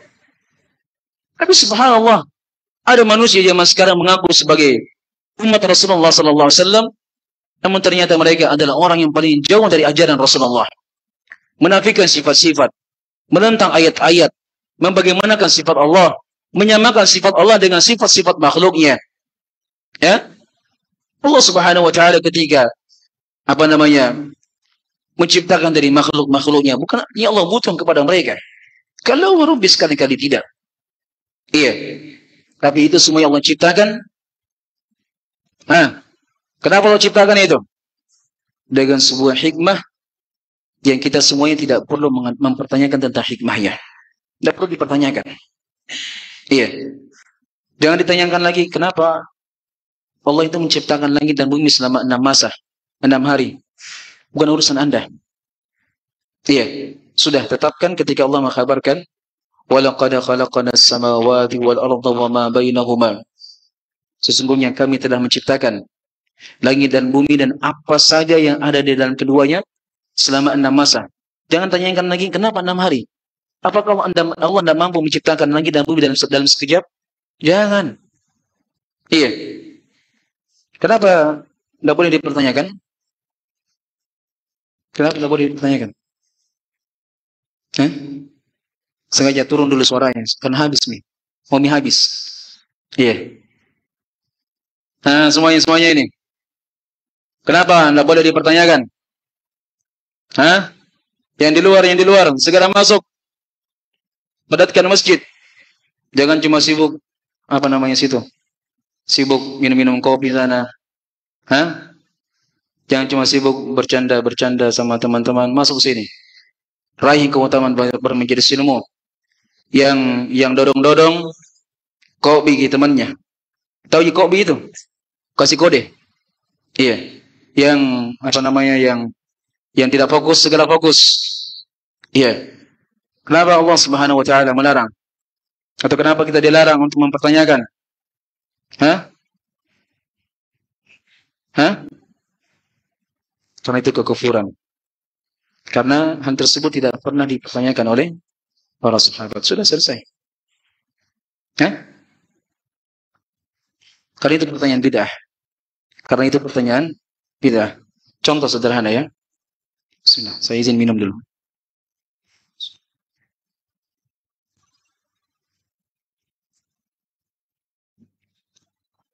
Bila syubhat. Tapi jangan sampai antum termakan dengan syubhat ini. Jangan sampai ya. Jangan sampai. Tapi saya sebutkan syubhatnya, saya sebutkan juga jawabannya. Aman. Ada sebagian orang pernah mengatakan, dan barangkali, dan semoga tidak antum mendengarkan syubhat seperti ini. Karena jangan sampai antum mendengarkan syubhatnya, kemudian antum tidak tahu jawabannya, bahaya. Bisa rusak akidahnya antum. Tapi saya sampaikan sebagai bentuk pelajaran. Ketika ada orang yang mengatakan, bukankah kalian meyakini bahwasanya Allah Maha mampu atas segala sesuatunya? Kan begitu? Kan dikatakan innallaha ala kulli syai'in qadir. Sesungguhnya Allah Maha mampu atas segala sesuatu. Kan begitu ya? Nah, ketika ada yang mengatakan, biasanya pertanyaan seperti ini akan muncul dari orang-orang filsafat, orang-orang ateis yang tidak punya Tuhan. Iya. Bukankah kalian meyakini, wahai umat Islam, bahwasanya Tuhan kalian itu Maha mampu atas segala sesuatunya? Pertanyaannya, kenapa Allah Subhanahu wa taala tidak menciptakan yang semisal dengan dirinya? Bukankah Allah mampu? Kenapa Allah tidak menciptakan tandingan bagi dirinya yang semisal dengan dirinya? Kenapa Allah Maha mampu? Syubhat tuh, syubhat berbahaya ini. Tapi dia adalah syubhat, iya, adalah sangat mudah untuk dijawab. Sangat lemah, lebih lemah daripada sarang ankabut. Iya. Bagaimana jawabannya? Saya kasih syubhat ini. Hawas. Apa jawabannya? Siapa yang tahu? Jawabannya satu dari dua jawaban. Yang pertama, tulis baik-baik. Tulis itu. Hafalin kan? Tulis. Iya. Yang pertama, Allah Subhanahu wa taala memang Maha mampu. Tapi Maha mampunya Allah Subhanahu wa taala itu hanya terkait pada hal yang mungkin terjadi. Selesai urusan. Jadi jawabannya, memang Allah Subhanahu wa taala Maha mampu. Tapi Maha mampunya Allah itu hanya terjadi pada perkara-perkara yang boleh terjadi, yang mungkin terjadi. Iya. Sekarang untuk menciptakan yang semisal dengan Allah Subhanahu wa taala mungkin terjadi? Mungkin terjadi tidak? Tidak mungkin terjadi. Allah tidak mungkin melakukan itu. Kenapa? Karena akan rusak dunia ini. Akan rusak. Iya. Sebagaimana Allah Subhanahu wa taala pernah mengatakan, "Lau kana fihi ma alihatun innallaha la fasadata," kata Allah. Kalau seandainya ada dua ilah, ada dua Tuhan selain Allah Subhanahu wa taala, akan rusak alam semesta ini. Satu Tuhan menginginkan ini matahari, Tuhan yang lainnya maunya malam. Hah? Tuhan yang satu maunya manusia berjalan dengan mata, Tuhan yang lainnya maunya manusia berjalan dengan kaki. Tuhan yang satu maunya maunya musim kemarau, Tuhan yang lainnya mau musim hujan. Hah? Tuhan yang satu maunya matahari terbit, yang satunya mau terbenam. Tuhan yang satu maunya hujan turun, yang satu ingin menahan hujan. Rusak alam semesta ini tidak beraturan. Iya. Bisa dipahami sini? Itu jawaban yang pertama. Allah Maha mampu, tapi kemampuan Allah Subhanahu wa taala itu hanya terjadi, itu hanya terkait dengan apa yang mungkin terjadi. Terkait dengan apa yang mungkin terjadi. Dari segala hal-hal yang tidak mungkin terjadi, itu tidak ada sangkut pautnya dengan qudratullah, kemampuan Allah Subhanahu wa taala. Iya. Contoh yang lain, apa yang tidak mungkin terjadi? Hah? Mengembalikan manusia ke dunia. Itu kan perkara yang mustahil terjadi. Iya. Tapi kalaupun terjadi, Allah sudah tahu juga. Kalaupun terjadi, Allah pun sudah tahu. Iya. Bagaimana ketika manusia tersebut mereka dihidupkan kembali, apa yang mereka bikin, apa yang mereka lakukan, Allah juga tahu. Sama halnya ketika Allah mengkabarkan Ketika ada Tuhan selain Allah Subhanahu wa taala, Allah pun sudah tahu bagaimana akibatnya dan kesudahannya. Apa yang akan terjadi? Rusak alam semesta. Dan juga Allah Subhanahu wa taala mengatakan, iya, mattakhadallahu min waladin wa ma kana ma'ahu min ilah, idzan lattakhadha kullu ilahin bima khalaq wa la'ala ba'dhum 'ala ba'dhin subhanahu wa ta'ala amma yusyrikun, kata Allah. Allah Subhanahu wa taala tidak butuh kepada anak dan tidak pantas bagi Allah Azza wa Jalla untuk mengambil sebuah tandingan. Kalau sekiranya ada Tuhan selain Allah Subhanahu wa taala, maka setiap Tuhan tersebut akan pergi bersama siapa yang dia ciptakan. Iya. Wala 'ala ba'dhum 'ala ba'din. Setiap Tuhan akan saling mengalahkan. Akan saling, bahasanya saling tinju-meninju, saling mengalahkan. Iya. Itu akibat ketika ketika ada Tuhan selain Allah Subhanahu wa taala. Itulah hikmahnya Allah Subhanahu wa taala. Allah tidak mau menciptakan ada yang semisal dengan Allah Subhanahu wa taala. Kali itu bukan perkara yang itu mustahil terjadi. Kemudian jawaban yang kedua. Tulis baik-baik. Iya. Adalah pertanyaan ini adalah pertanyaan bid'ah, sama dengan jawaban Bapak tadi. Iya. Pertanyaan seperti ini adalah pertanyaan bid'ah. Kenapa bid'ah? Tidak pernah ditanyakan oleh Nabi, tidak pernah ditanyakan oleh para sahabat, tidak pernah ditanyakan oleh para salafus salih. Berarti siapa yang bertanya dengan pertanyaan seperti ini, maka dia telah mendatangkan pertanyaan bid'ah. Tidak boleh dipertanyakan. Kalau ada yang bertanya, langsung kasih tahu. Tidak boleh kita. Pertanyaan bid'ah ini, pertanyaan baru ini, kekufuran ini seperti ini, tidak boleh ditanyakan. Langsung jatuhkan mentalnya kalau ada yang bertanya demikian. Jelas? Baik. Hadirin sekalian yang semoga dimuliakan oleh Allah Subhanahu wa taala. Dikatakan oleh penulis hafizahullah taala tentang faidah akan nama Allah Subhanahu wa taala Al-Qayyum. Yang pertama, di dalamnya terdapat kesempurnaan maha kayanya Allah Subhanahu wa taala. Allah yang maha kaya, dan karena maha kayanya Allah, dialah yang merajai, yang memiliki semua apa saja yang ada di muka bumi ini. Iya. Allah memilikinya. Allah yang menciptakannya. Allah yang mengaturnya. Allah yang merajainya. Allah yang menguasainya. Bukan kita yang memiliki. Semua apa yang kita miliki hanyalah barang pinjaman. Jadi jangan sombong. Jangan sombong. Punya harta, tetap merendah. Tawadhu. Seperti pembahasan dari Ustaz Tariq tadi, hafizahullah ta'ala. Jangan sombong. Rendah hati. Apa yang tu miliki? Rumah di mana-mana? Bukan punya Anda itu. Anda sekedar cuma hak pakai. Iya. Itu hak pakai saja. Karena ujung-ujungnya akan dihancurkan oleh Allah. Kembali kepada Allah Subhanahu wa ta'ala. Anda punya ilmu, merendah. Merendah, jangan sombong. Anda punya pangkat, jangan sombong. Pangkat Anda tidak lama lagi akan hilang, akan dicabut. Mau kemana kalian? Tidak ada yang perlu dibanggakan di dunia ini. Kalau ada muncul kesombongan, rasa ujub dalam hati, segera hilangkan. Segera hilangkan. Dan langsung ingat bahwasanya apa yang kita miliki di dunia ini adalah barang titipan, karunia dan pemberian dari Allah Subhanahu wa taala. Kita hanya sekedar menikmatinya. Kita hanya sekedar meminjamnya. Dan setiap barang pinjaman akan kembali kepada siapa? Kembali kepada pemiliknya. Siapa yang memiliki semua ini? Allah Subhanahu wa taala. Allah Subhanahu wa taala memilikinya. Walillahi ma fis samawati wa ma fil ardh. Wa ila Allahi turja'ul umur. Dan milik Allah Subhanahu wa taala, miliknya semata. Apa yang ada di langit dan apa yang ada di bumi, kata Allah. Dan apa saja ada dalam keduanya ini. Wa ila Allahi turja'ul umur. Dan segala perkaranya akan kembali kepada Allah Azza wa Jalla. Iya. Allah Maha Kaya.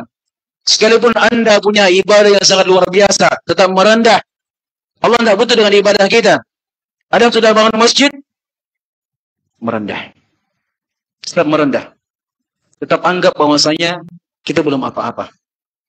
Tetap berpikiran bahwasanya orang lain mungkin barangkali lebih mulia daripada saya.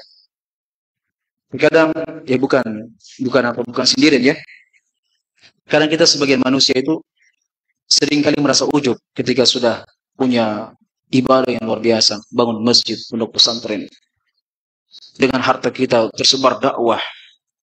Tenangkan diri, hilangkan ujub. Senantiasa beranggapan, senantiasa kita berpikiran, oh barangkali orang lain lebih baik daripada saya. Akan hilang semuanya rasa ujub itu. Akan hilang. Akan hilang semuanya. Sebab kenapa? Itu semuanya adalah kemudahan, pertolongan dari Allah Subhanahu wa taala. Bukan karena kehebatan kita. Iya. Kita ini makhluk yang sangat lemah. Iya. Tidak ada apa-apanya. Allahu akhrajakum. Allah khalaqakum min dha'fin, thumma ja'ala min ba'di dha'fin quwwah, thumma ja'ala min ba'di quwwatin dha'fan wa shaybah, kata Allah. Sesungguhnya Allah yang telah menjadikan kalian, yang telah menciptakan kalian penuh dengan kelemahan. Itulah masa bayi. Masa bayi, masa kecil adalah manusia di mana mereka melewati penuh fase dengan kelemahan. Iya.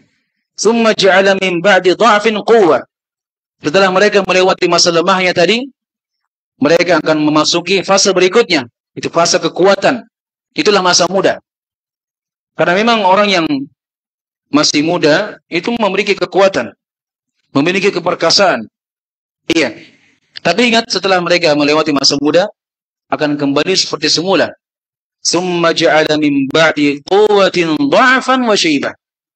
Setelah mereka melewati masa mudanya yang penuh dengan kekuatan tadi, Allah berikan kepada kalian kelemahan yang kedua. Kelemahan apa itu? Masa tua. Kalau sudah tua, Bang, jalan pun sudah setengah mati, jalan sudah mulai bungkuk-bungkuk, wajah sudah mulai keriput, gigi sudah mulai berjatuhan. Sudah tidak berdaya, tidak bisa jalan, tidak bisa berbuat apa-apa. Pahami jemaah sekalian semoga dimuliakan oleh Allah Subhanahu wa taala bahwa Allah yang Maha Kaya tidak butuh dari apa yang kita miliki. Tidak butuh dengan ibadah kita, bahkan kita yang butuh kepada Allah Subhanahu wa taala. Sebagaimana dikatakan oleh penulis rahimahullah taala, kama qala ta'ala, ya ayyuhan nas antumul fuqara'u ila Allah wallahu huwal ghaniyyul hamid. Wahai sekalian manusia, sesungguhnya kalian adalah fakir kepada Allah, dan Allah Subhanahu wa taala Maha Kaya lagi Maha terpuji. Wa fil haditsin qudsi, innakum lan tablughu dhurri fatadurruni wa lan tablughu naf'i fatanfa'uni.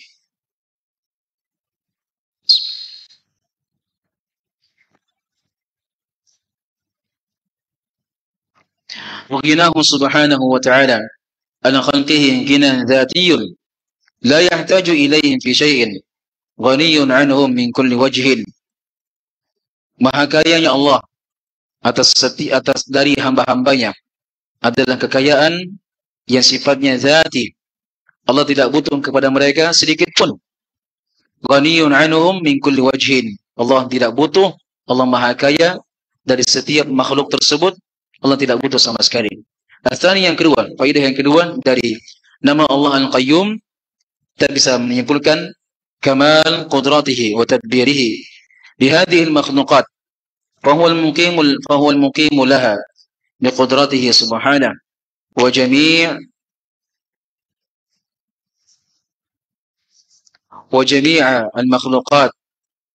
المخلوقات فقيرة إليه لا غنى لها عنه طرفة عين فالعرش والكرسي والسماوات والأرض والجبال والأشجار والناس والحيوان كلها فقيرة إلى الله عز وجل.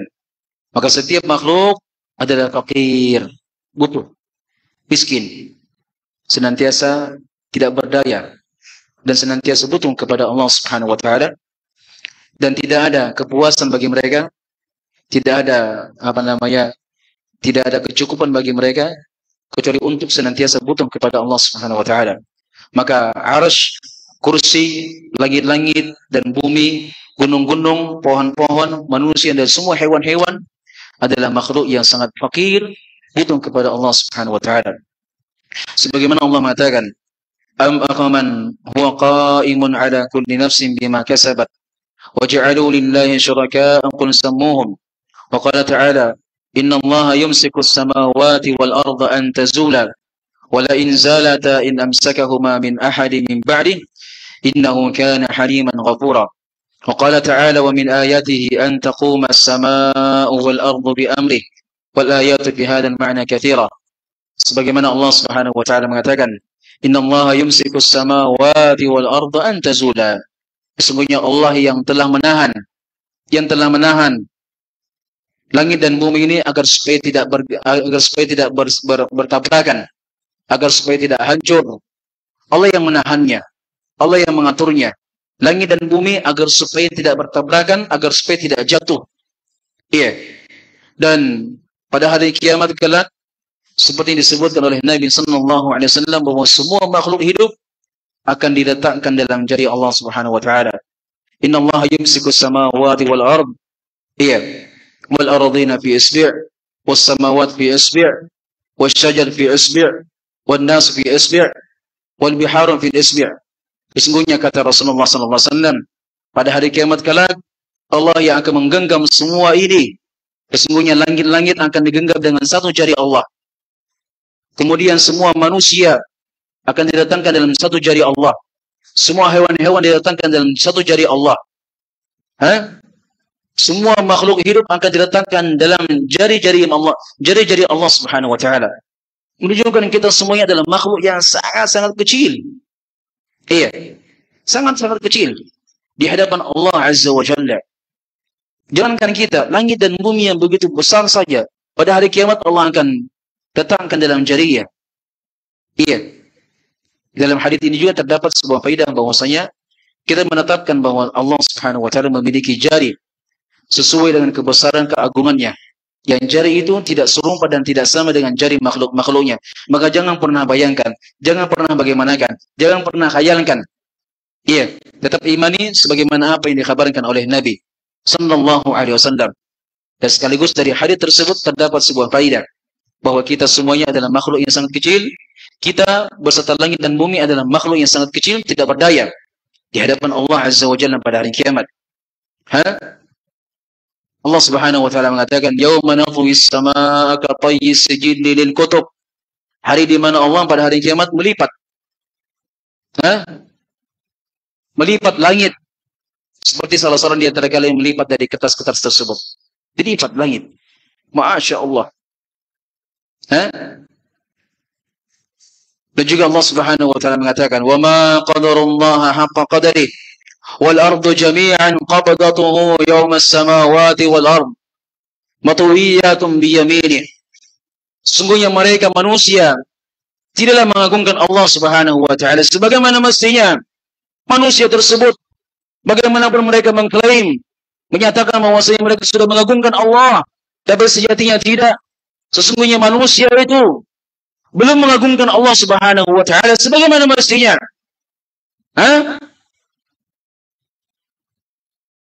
Wa ma qadarullaha haqqa qadarihi wal ardu jami'an qabdatuhu yawma as-samawat matwiyatun bi yaminih, kata Allah. Hari di mana bumi tersebut digenggam oleh Allah Subhanahu wa taala dan langit akan dilipat oleh Allah. Bumi akan digenggam oleh Allah. Langit akan dilipat dengan tangan kanannya. Begitu besarnya Allah, maha agungnya Allah, maha sempurnanya Dia, dan sangat kecilnya kita semuanya ini. Tidak berdaya, tidak punya upaya. Semuanya bisa terjadi atas dasar kehendak dan kebesaran Allah Subhanahu wa taala. Karenanya selalu pahami, selalu ingat, selalu cermati tentang sebuah kalimat yang sering kita ucapkan, yang harusnya ucapan tersebut, zikir tersebut senantiasa kita ucapkan, kita renungi, ambil pelajaran darinya. Ucapan apa itu? Zikir apa itu? La haula wa la quwwata illa billah. Tidak ada daya dan upaya kecuali datangnya dari Allah Subhanahu wa taala. Tidak ada daya, tidak ada upaya kecuali datangnya dari Allah Azza wa Jalla. Iya. Masya Allah, ini besar sekali manfaat ya. Seorang mempelajari dari fikih asma'i wa sifat. Baru beberapa nama ini. Baru beberapa nama sudah banyak yang tidur-tidur. Bukan baru beberapa nama sudah banyak yang mengambil faedah, tapi sudah banyak yang tidur-tidur. Mohon maaf. Agar supaya bangun kembali. Ayo bangun, semangat. Hari terakhir saya di sini. Besok mungkin tidak tahu. Iya. Tinggal berapa sesi. Sore selesai. Saya berangkat. Go.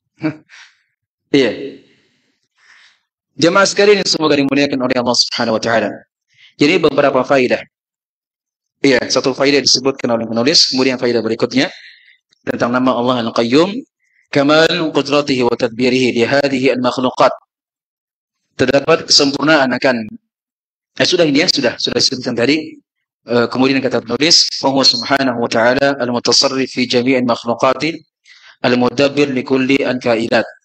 Maka dialah Allah Subhanahu wa taala yang maha mampu untuk bertindak sesuai dengan apa yang Dia kehendaki pada setiap makhluk-makhluknya, dan Dia pula yang mengatur apa saja yang ada di muka bumi ini. Kemudian kita akan masuk menjelaskan pada nama yang berikutnya yang disebutkan oleh penulis. Hafizahullah taala. Kata beliau, Al-Khaliqu Al-Khallaq. Al-Khaliqu Al-Khallaq adalah nama Allah yang bernama atau bermakna Al-Khaliq yang menciptakan, dan Al-Khallaq juga sama bermakna yang menciptakan. Dari sisi bahasa Arab, dari sisi makna ada kesamaan. Kesamaannya sama-sama bermakna yang menciptakan.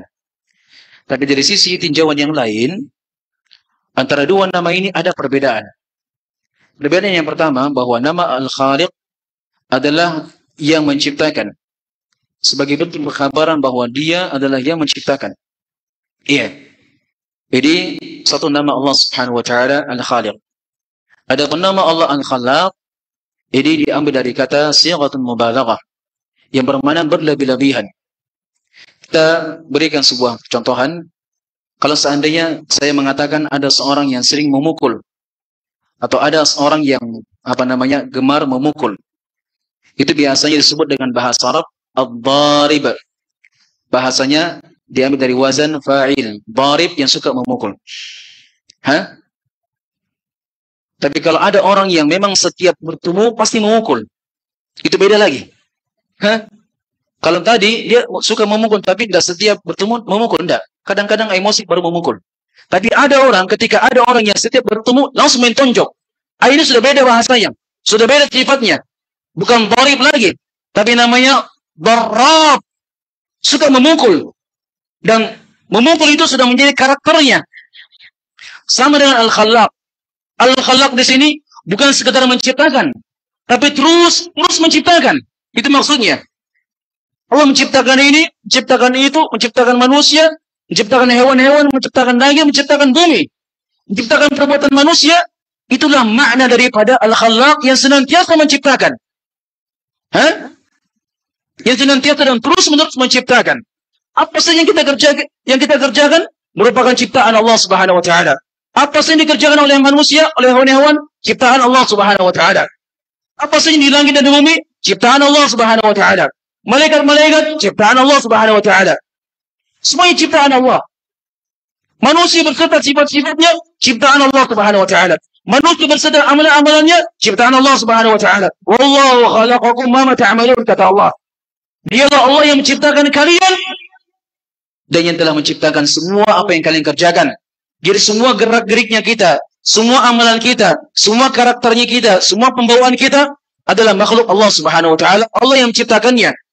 Itulah maksud daripada nama Allah Al-Khallaq, yang terus-menerus menciptakan. Dari sisi makna, Al-Khaliq, Al-Khallaq ada kesamaan. Dan dari tinjauan yang lain ada perbedaan. Dua nama ini sama-sama menunjukkan sifat Allah Al-Khalq yang menciptakan. Tapi yang satu sekedar pengkhabaran, dialah yang menciptakan. Tapi yang kedua Al-Khallaq, ini maknanya lebih dalam. Artinya Allah Subhanahu wa taala yang terus menciptakan. Sekarang apa faedahnya? Apa makna yang bisa kita ambil dari dua nama ini yang disebutkan oleh penulis? Hafizahullah taala, kata beliau, wa qad warada ismullah Al-Khaliq fil Qur'an Al-Karim fi 'iddati mawadhi'. منها قوله تعالى هو الله الخالق البارئ المصور، وقوله الله خالق كل شيء وهو على كل شيء وكيل. ورد بصيغة المبالغة الخلاق في موضعين من القرآن في قوله تعالى إن ربك هو الخلاق العليم، وقوله بلى وهو الخلاق العليم. Dan sungguh telah disebutkan nama Allah Al-Khaliq di dalam Al-Quran di berbagai tempat. Yang pertama, dalam surah Al-Hasyr, Allah Subhanahu wa taala mengatakan, "Huwallahul khaliqu al-bari'ul musawwir." Dan juga pada ayat pada surah Az-Zumar, Allah mengatakan, "Allahu khaliqu kulli syai' wa huwa 'ala kulli syai'in wakil." Kemudian pada nama Allah Subhanahu wa taala Al-Khallaq disebutkan pada dua tempat di dalam Al-Qur'anul Karim. Disebutkan di dalam dua tempat dari Al-Qur'anul Karim. Ayat yang pertama dalam surah Al-Hijr atau Al-Hijr. Allah mengatakan, Inna rabbaka huwal khallaqul 'alim. Ini ayat yang pertama terdapat pada surah Al-Hijr. Kemudian pada ayat berikutnya pada surah Yasin, Allah Subhanahu wa taala mengatakan, Bala wa huwal khallaqu al-'alim. Baik. Kata beliau hafizahullah taala, wal khalqu yutlaqu wa yuradu bihi amran. Sampai jam berapa saya?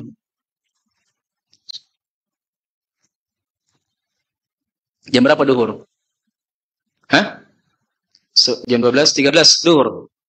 Tapi saya sampai jam berapa? Jam 12.15. Lewat. Hah? Berarti lewat. Pas sebelum duhur. Sekarang sebelum duhur juga ini. Tentukan jam berapa? Sebelum duhur itu, hah? Jam 12. 11.30 di jadwal. Berarti selesai ini. Hah? Sebelum adzan. Oh, Masya Allah. Tapi kalau saya berhenti, tidak adzan.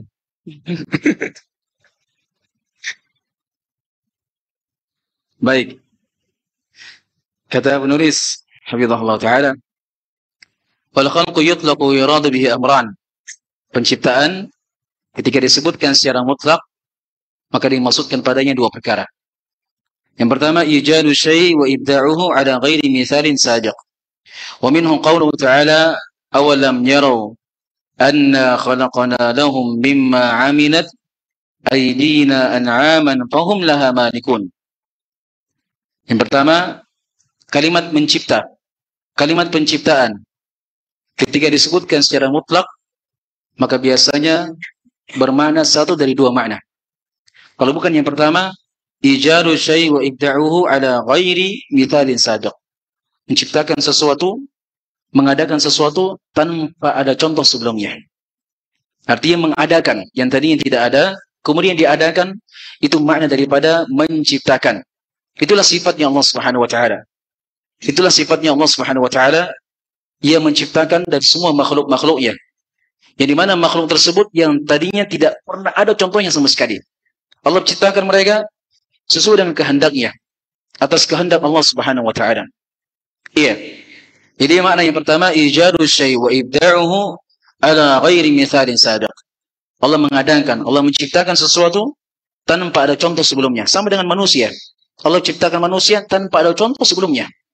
Tidak ada contohnya. Allah ciptakan manusia sesuai dengan apa yang Allah kehendaki. Iya.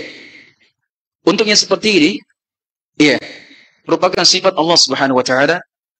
Merupakan sifat Allah Subhanahu wa taala. Sebagaimana Allah mengatakan, inna kulla syai'in khalaqnahu biqadar. Sesungguhnya kamilah yang telah menciptakan segala sesuatunya sesuai dengan kadarnya. Dan juga Allah Subhanahu wa taala mengatakan, alladzi khalaqa fasawwa walladzi qaddara fahada. Iya. Dialah Allah yang telah menciptakan kemudian menyempurnakan penciptaannya. Walladzi qaddara fahada. Dan dialah yang telah mentakdirkan dan memberikan petunjuk dan hidayah. Dan juga Allah mengatakan, wa huwa wa khalaqa kulla syai'in faqaddarahu taqdira. Dan dialah Allah yang telah menciptakan segala sesuatunya. Nah, kalimat penciptaan di sini artinya Allah ciptakan segala sesuatu tanpa ada contoh sebelumnya. Bahasa Nuhnya tidak ada rangkanya sebelumnya. Tidak seperti ciptaan manusia yang ketika mereka menciptakan sesuatu pasti ada rangkanya, ada contohnya sebelumnya. Sama dengan masjid ini dibangun karena ada contohnya terlebih dahulu. Setelah ada contohnya, ada rangkanya, ada desainnya, baru dibangunlah masjid, kan begitu. Tapi Allah menciptakan sesuatu tanpa ada contoh sebelumnya. Tanpa ada contoh sebelumnya. Iya. Kemudian makna yang kedua, sabar, mana yang kedua?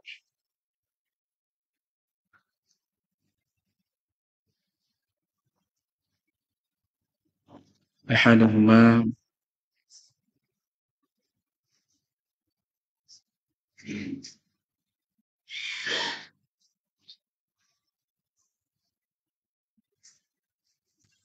Astaghfirullahaladzim, astaghfirullahaladzim. Tidak ada contoh kedua yang disebutkan oleh penulis. Tidak ada makna yang kedua. Ahaduhuma, ada yang kedua, afwan. Yang kedua, di antara makna penciptaan ketika disebutkan secara mutlak adalah di makna at-taqdir, yaitu Allah yang mentakdirkan. Jadi kadang Allah Subhanahu wa taala menyebutkan tentang makna kalimat penciptaan, tapi maksudnya adalah pentakdiran. Maksudnya adalah pentakdiran. Dan di sini kita melihat bahwasanya antara pembahasan dengan penciptaan dengan takdir itu ada ada keterkaitan, ada hubungan yang erat. Karena memang pembahasan dalam takdir itu seperti disebutkan oleh para ulama, itu ada keterkaitan dengan penciptaan. Karena di antara rukun-rukun keimanan kepada takdir, itu seorang hamba harus meyakini bahwasanya Allah Subhanahu wa taala menciptakan segala sesuatunya. Dan seorang hamba tidak akan dikatakan sebagai orang yang benar keimanannya kepada takdir sampai dia mendatangkan 4 perkara. Yang pertama, dia mengimani akan keluasan ilmu Allah Subhanahu wa taala. Ilmuhu muhitu bi kulli syai'. Ilmunya Allah Subhanahu wa taala yang melingkup segala sesuatunya. Iya. Jadi di antara rukun dari rukun-rukun keimanan kepada at-taqdir. Tidaklah benar keimanan seorang hamba kepada takdir sampai dia mengimani bahwasanya segala sesuatunya diketahui dan diilmui oleh Allah Subhanahu wa taala.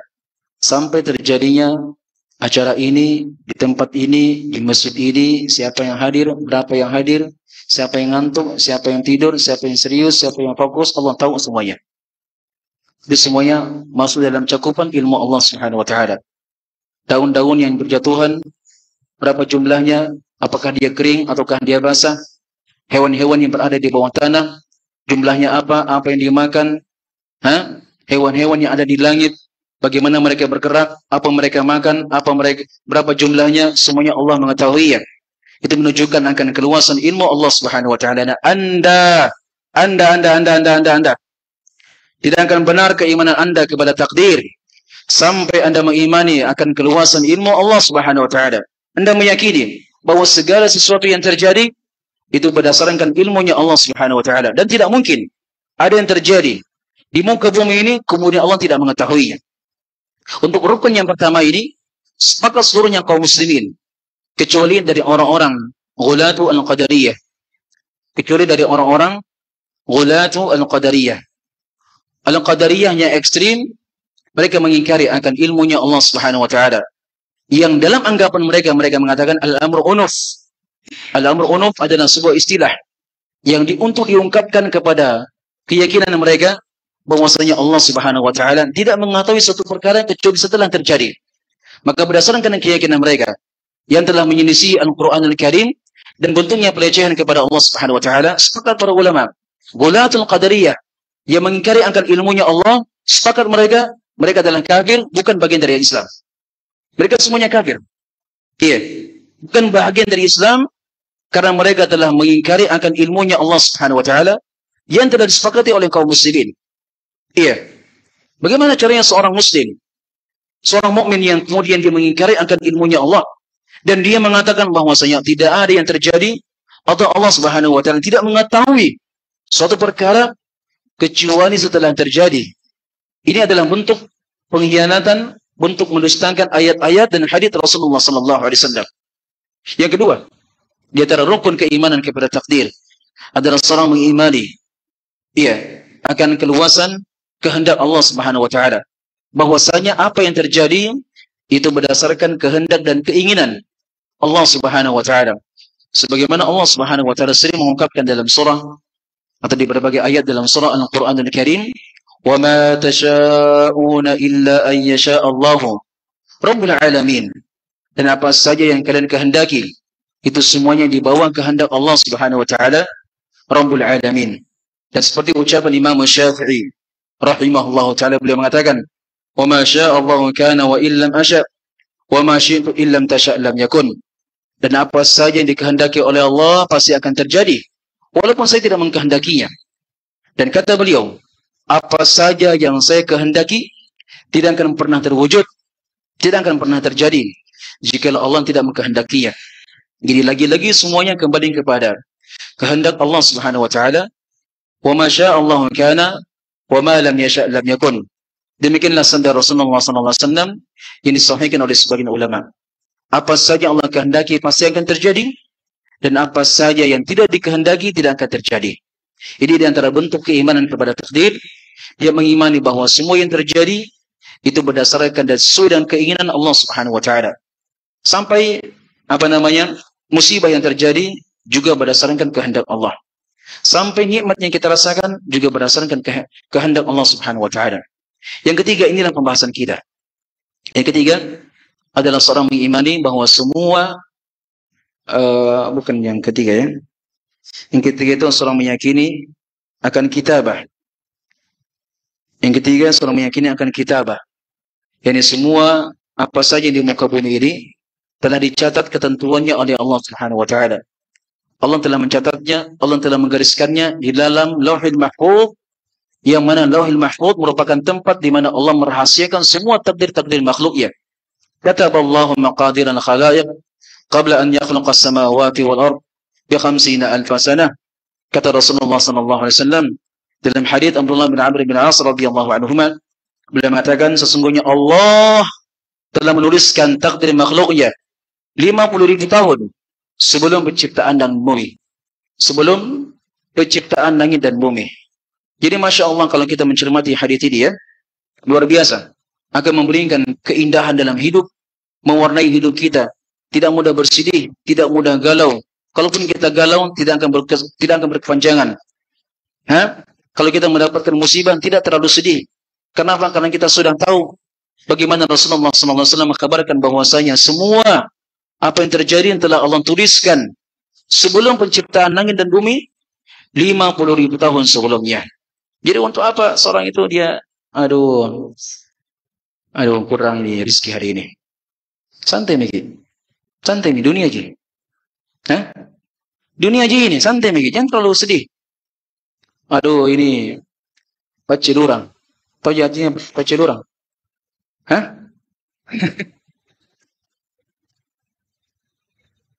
Bahasa Makassar, orang Makassar pasti tahu. Pacilurang, apa itu? Kosongi muatan. Kalau ojek atau pacilurang maksudnya tidak ada muatan, tidak ada penumpang. Tidak usah bersedih, santai saja, dunia aja. Semuanya sudah ditakdirkan oleh Allah Subhanahu wa taala. Ini kurang hasil panen. Santai Miki. Santai. Allah sudah takdirkan sebelum penciptaan langit dan bumi. Iya. Dapat istri korok-korok. Suka marah-marah. Santai Miki. Sudah takdirnya itu. Mau dia apa? Mau dia apa? Untuk mau ganti. Tidak enak. Iya. Untuk mau ganti, tidak enak. Semua harta atas miliknya. Terancam antum. Terancam. Mau apa antum? Sudah, beriman saya kepada takdir. Iya. Ini sudah takdir saya mendapatkan istri yang walaupun tidak terlalu cantik, kerong-kerong Tommy Boy. Sudah, takdir. Imani takdir. Iya. Mau apa lagi? Dapat kejadian di jalan. Na'udzubillah, insiden, tabrakan, jatuh dan segala macam. Sudah. Hilangkan kesedihan. Jangan terlalu sedih. Itu semuanya sudah ditakdirkan oleh Allah Subhanahu wa taala jauh-jauh sebelum Allah menciptakan langit dan bumi. Itu kalau seandainya kita mencermati hadis ini ya, akan indah kehidupan itu. Kalau kita bersedih tidak akan berkepanjangan. Kalau kita berbahagia tidak terlalu sombong. Likai la ta'sau 'ala ma fatakum wa la tafrahu bima atakum. Ketika Allah sebutkan tentang takdir, di antara hikmahnya, likai la ta'sau 'ala ma fatakum.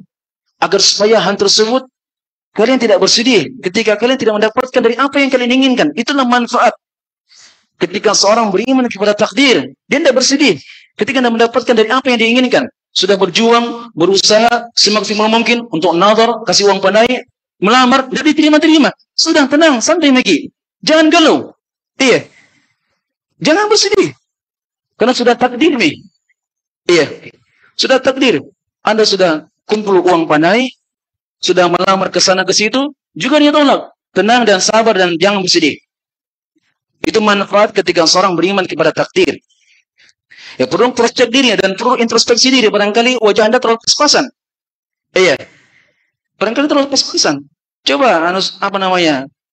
Glowing lah sedikit. Iya. Iya. Masuk perawatan sedikit lah. Iya. Supaya jangan bersedih. Yang kedua, wala tafrahu bima atakum. Dan itu agar supaya kalian tidak terlalu bangga dengan apa yang kalian dapatkan. Itu manfaat. Ketika seorang beriman kepada takdir, tidak bersedih ketika tidak mendapatkan sesuatu. Dan tidak terlalu bangga ketika mendapatkan dari apa yang telah dia inginkan. Masya Allah. Nah, ini diantara bentuk keimanan kepada takdir. Adalah seorang mengimani bahwa segala sesuatunya telah dituliskan oleh Allah Subhanahu wa Ta'ala. Iya. Kemudian yang terakhir adalah seorang mengimani akan semua yang ada di muka bumi adalah penciptaan dan makhluk Allah Subhanahu wa Ta'ala. Manusia beserta perbuatannya adalah ciptaan Allah. Hewan-hewan adalah ciptaan Allah. Malaikat-malaikat adalah ciptaan Allah. Arsy adalah ciptaan Allah. Lauhul Mahfuz adalah ciptaan Allah. Pena adalah ciptaan Allah. Semua adalah ciptaan Allah Subhanahu wa Ta'ala. Allahu khaliqu kulli syai' wa huwa ala kulli syai'in wakil, kata Allah. Dialah Allah yang telah menciptakan segala sesuatunya. Dan dialah yang maha wakil atas semua hamba-hambanya. Iya. Jadi 4 rukun dalam pembahasan keimanan kepada takdir. Karenanya disebutkan oleh penulis hafizahullah taala keterkaitan antara pembahasan takdir dengan penciptaan. Bahwa di antara makna daripada menciptakan itu dalam bahasa Arab adalah bermakna at-taqdir. Jadi kalau seandainya seorang mendapati ada sebuah kalimat di dalam ayat Al-Quran atau dalam hadits Rasulullah SAW yang menyebutkan tentang kalimat al-khalqu, penciptaan, maka di antara maknanya adalah pentakdiran. Iya, di antara maknanya adalah pentakdiran. Kemudian hadirin sekalian yang semoga dimuliakan oleh Allah Subhanahu wa Ta'ala, dikatakan oleh penulis, wa min hadha qawluhu ta'ala fatabarakallahu ahsanul khaliqin. Wal khalqu fi nu'util adamiyyin ma'nahu at-taqdir. Wa amma al-khalqu alladhi huwa ibda'u asy-syai' wa ijaduhu ala ghairi mithalin sabiq famutafarridun bihi rabbul alamin. Kama qala ta'ala hal min khaliqin ghairu Allah. Adapun makna yang pertama tadi apa? Semuanya. Makna yang pertama dari mana penciptaan? Ayo. Semuanya. Mana penciptaan tadi apa? Yang pertama.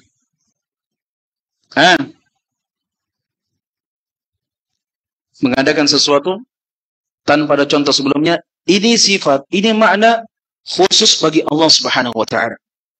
Khusus bagi Allah. Iya. Artinya ketika Allah Subhanahu wa Ta'ala dikatakan menciptakan, maka ciptaan Allah Subhanahu wa Ta'ala tidak sama dengan ciptaan manusia.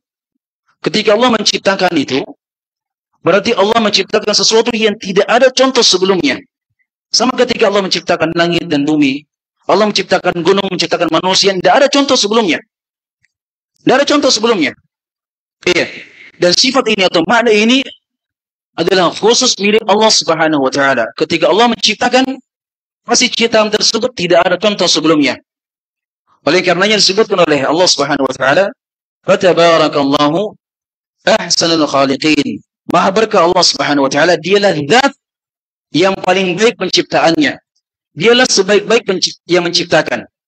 Ketika Allah mengkhabarkan kepada kita bahwasanya dialah Allah yang yang paling bagus menciptakan. Zat yang paling bagus dalam menciptakan. Maka menunjukkan kepada kita bahwasanya sebagaimana Allah Subhanahu wa taala juga dikatakan menciptakan, maka demikian juga makhluk juga dikatakan menciptakan. Hanya saja ada perbedaan.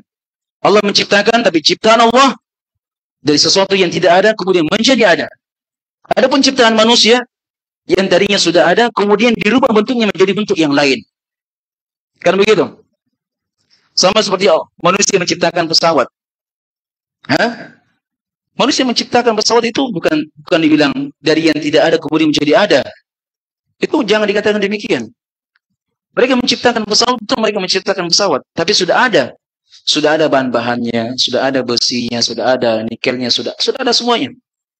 Hanya saja mereka rubah bentuknya, yang tadinya besi yang tidak berbentuk kemudian mereka rubah bentuknya. Karenanya Allah mensifatkan dirinya fatabarakallahu ahsanul khaliqin. Maha berkah Allah Subhanahu wa taala. Dialah yang paling baik yang menciptakan. Iya. Ahsanul khaliqin artinya dialah yang terbaik dalam yang menciptakan. Pencipta sebaik-baiknya. Iya. Adapun manusia mereka menciptakan juga. Tapi ciptaan mereka sangat berbeda dengan ciptaan Allah Subhanahu wa taala. Mereka menciptakan dari sesuatu yang ada kemudian dirubah bentuknya dengan bentuk yang lain. Dan itu adalah sesuatu yang tidak sempurna. Tidak menunjukkan kehebatan. Adapun Allah Subhanahu wa taala ketika dikatakan dia menciptakan sesuatu, maka itu menunjukkan akan kehebatan, akan keperkasaan Allah Subhanahu wa taala. Karena dia menciptakan sesuatu yang tidak ada contoh sebelumnya. Tidak ada contoh sebelumnya. Bayangkan manusia yang tadinya kita adalah air. Setetes air mani. Insyaallah. Setetes air mani kemudian Allah rubah bentuk kita menjadi segumpal daging, segumpal darah, kemudian diberikan tulang-tulang. Dari mana semua itu? Setetes air. La haula wala quwwata illa billah. Setelah kita hidup di muka bumi, Allah berikan pendengaran, penglihatan. Luar biasa penciptaan Allah Subhanahu wa taala. Karenanya semuanya. Kalau Anda pergi healing, pergi tamasya, pergi keliling, hiburan, piknik, melihat besarnya ciptaan Allah Subhanahu wa taala, jangan lupa untuk berzikir. Jangan lupa membesarkan Allah Subhanahu wa taala. Itulah sifatnya orang beriman. Itulah sifatnya ulul albab. Allah sebutkan dalam firman-Nya, "Inna fi khalqis samawati wal ardh ikhtilafil laili wan nahar la الذين يذكرون الله قياما وقعودا وعلى جنوبهم ويتفكرون في خلق السماوات والأرض ربنا ما خلقت هذا باطلا سبحانك وقنا عذاب النار." Ini merupakan fikih, merupakan adab bagi mereka yang melihat ciptaan Allah Subhanahu wa taala, melihat langit, melihat bumi, melihat lautan, melihat hijaunya tumbuhan, melihat birunya lautan.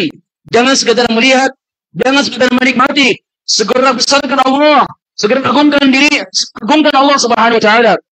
Dengan ucapkan kalimat Rabbana ma khalaqta hadza batila. Ya Allah, sesungguhnya Engkau tidak menciptakan ini semuanya dalam keadaan sia-sia.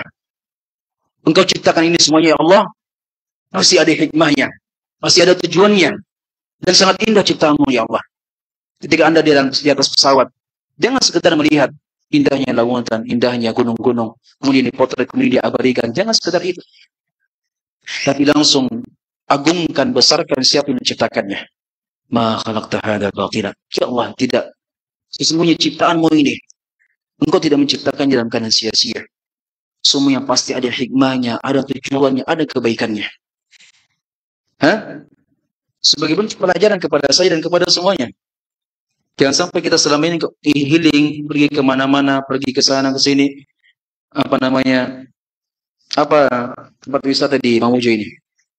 Apa tempat wisatanya? Panitia belum ajak-ajak ketua ini. Tunggu dulu, selesaikan dulu ini. Saya tunggu janjinya. Insyaallah. Apa tempatnya? Kode keras ini. Apa? Apa itu? Pulau Karampuang. Apa di sana itu? Oh, laut. Masya Allah. Pasir putih? Enggak. Pasir putih? Saya menyelam. Kode keras ini. Kode. Tapi semoga penyiar tersinggung. Insya Allah. Kapan itu besok? Iya. Baik. Kalau Anda pergi hiburan, silahkan pergi hiburan. Silahkan tamasya. Silahkan healing. Silahkan pergi jalan-jalan. Tapi ingat, jangan lupa besarkan. Jangan lupa agungkan. Siapa yang menciptakan itu semuanya? Iya.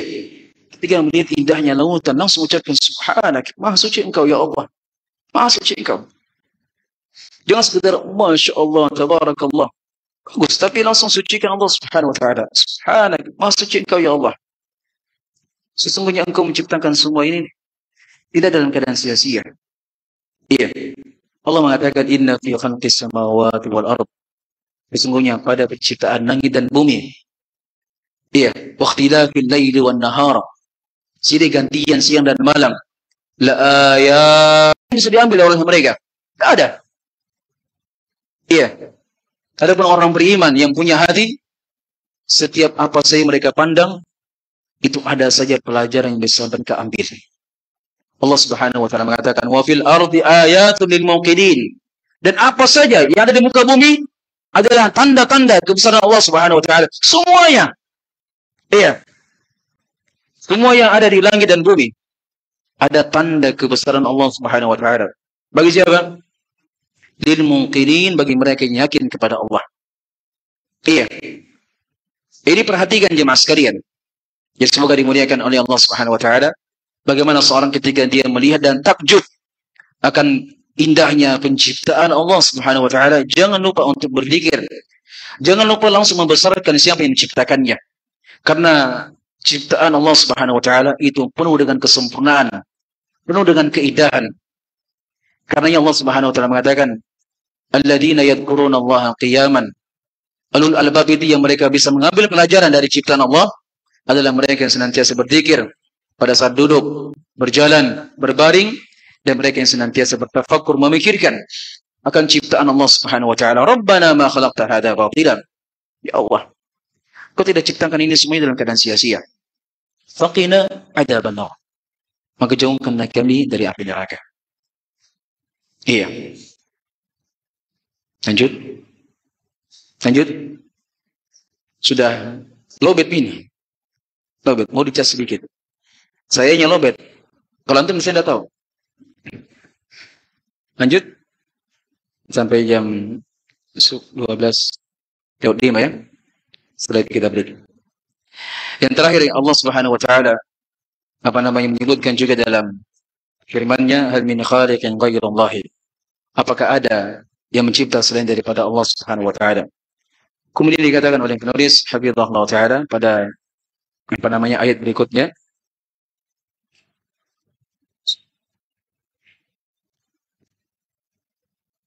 pada nama berikutnya kata beliau al-khaliqu al-bari'u al-musawwir. Disebutkan secara berurutan dari nama Allah Subhanahu wa taala yang memiliki makna yang sama atau ada kemiripan. Yang pertama, nama Allah Al-Khaliq sudah kita sebutkan penjelasannya. Yang kedua, Al-Bari dan Al-Musawwir. Al-Bari di sini bisa bermakna Al-Khaliq juga. Bermakna yang menciptakan, yang mengadakan sesuatu tanpa ada contoh sebelumnya. Iya.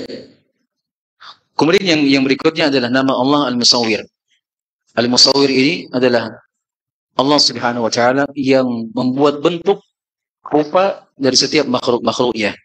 Jadi setelah Allah menciptakan setiap dari makhluknya, kemudian dia juga yang akan menentukan dari bentuk dari makhluk tersebut.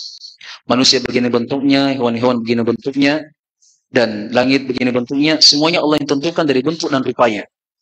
Itu nama Allah Al-Musawwir yang membentuk rupa dari setiap makhluk-makhluknya. Waqad jama'a Allahu hadhihi al-asma' al-thalatha fi qawlihi subhanahu wa ta'ala, huwa Allahul khaliqul bari'ul musawwir lahul asma'ul husna.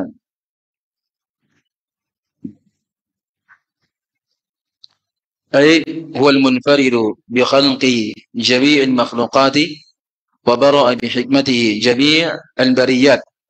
وصور بإحكامه وحسن خلقهم وجميع الكائنات، فخلقها وأبدعها وفطرها في الوقت المناسب لها، وقدر خلقها أحسن تقدير، وصنعها أتقن صنع، وهداها لمصالحها، وأعطى كل شيء خلقه اللائق به، ثم هدى كل مخلوق لما هيئ وخلق له. Panjang pembahasannya ini. Iya.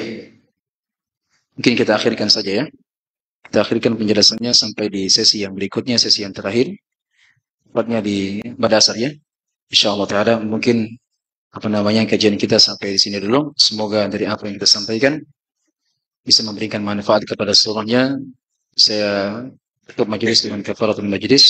Subhanallah wa bihamdik, asyhadu an la ilaha illa anta, astaghfiruka wa atubu ilaik. Assalamualaikum warahmatullahi wabarakatuh.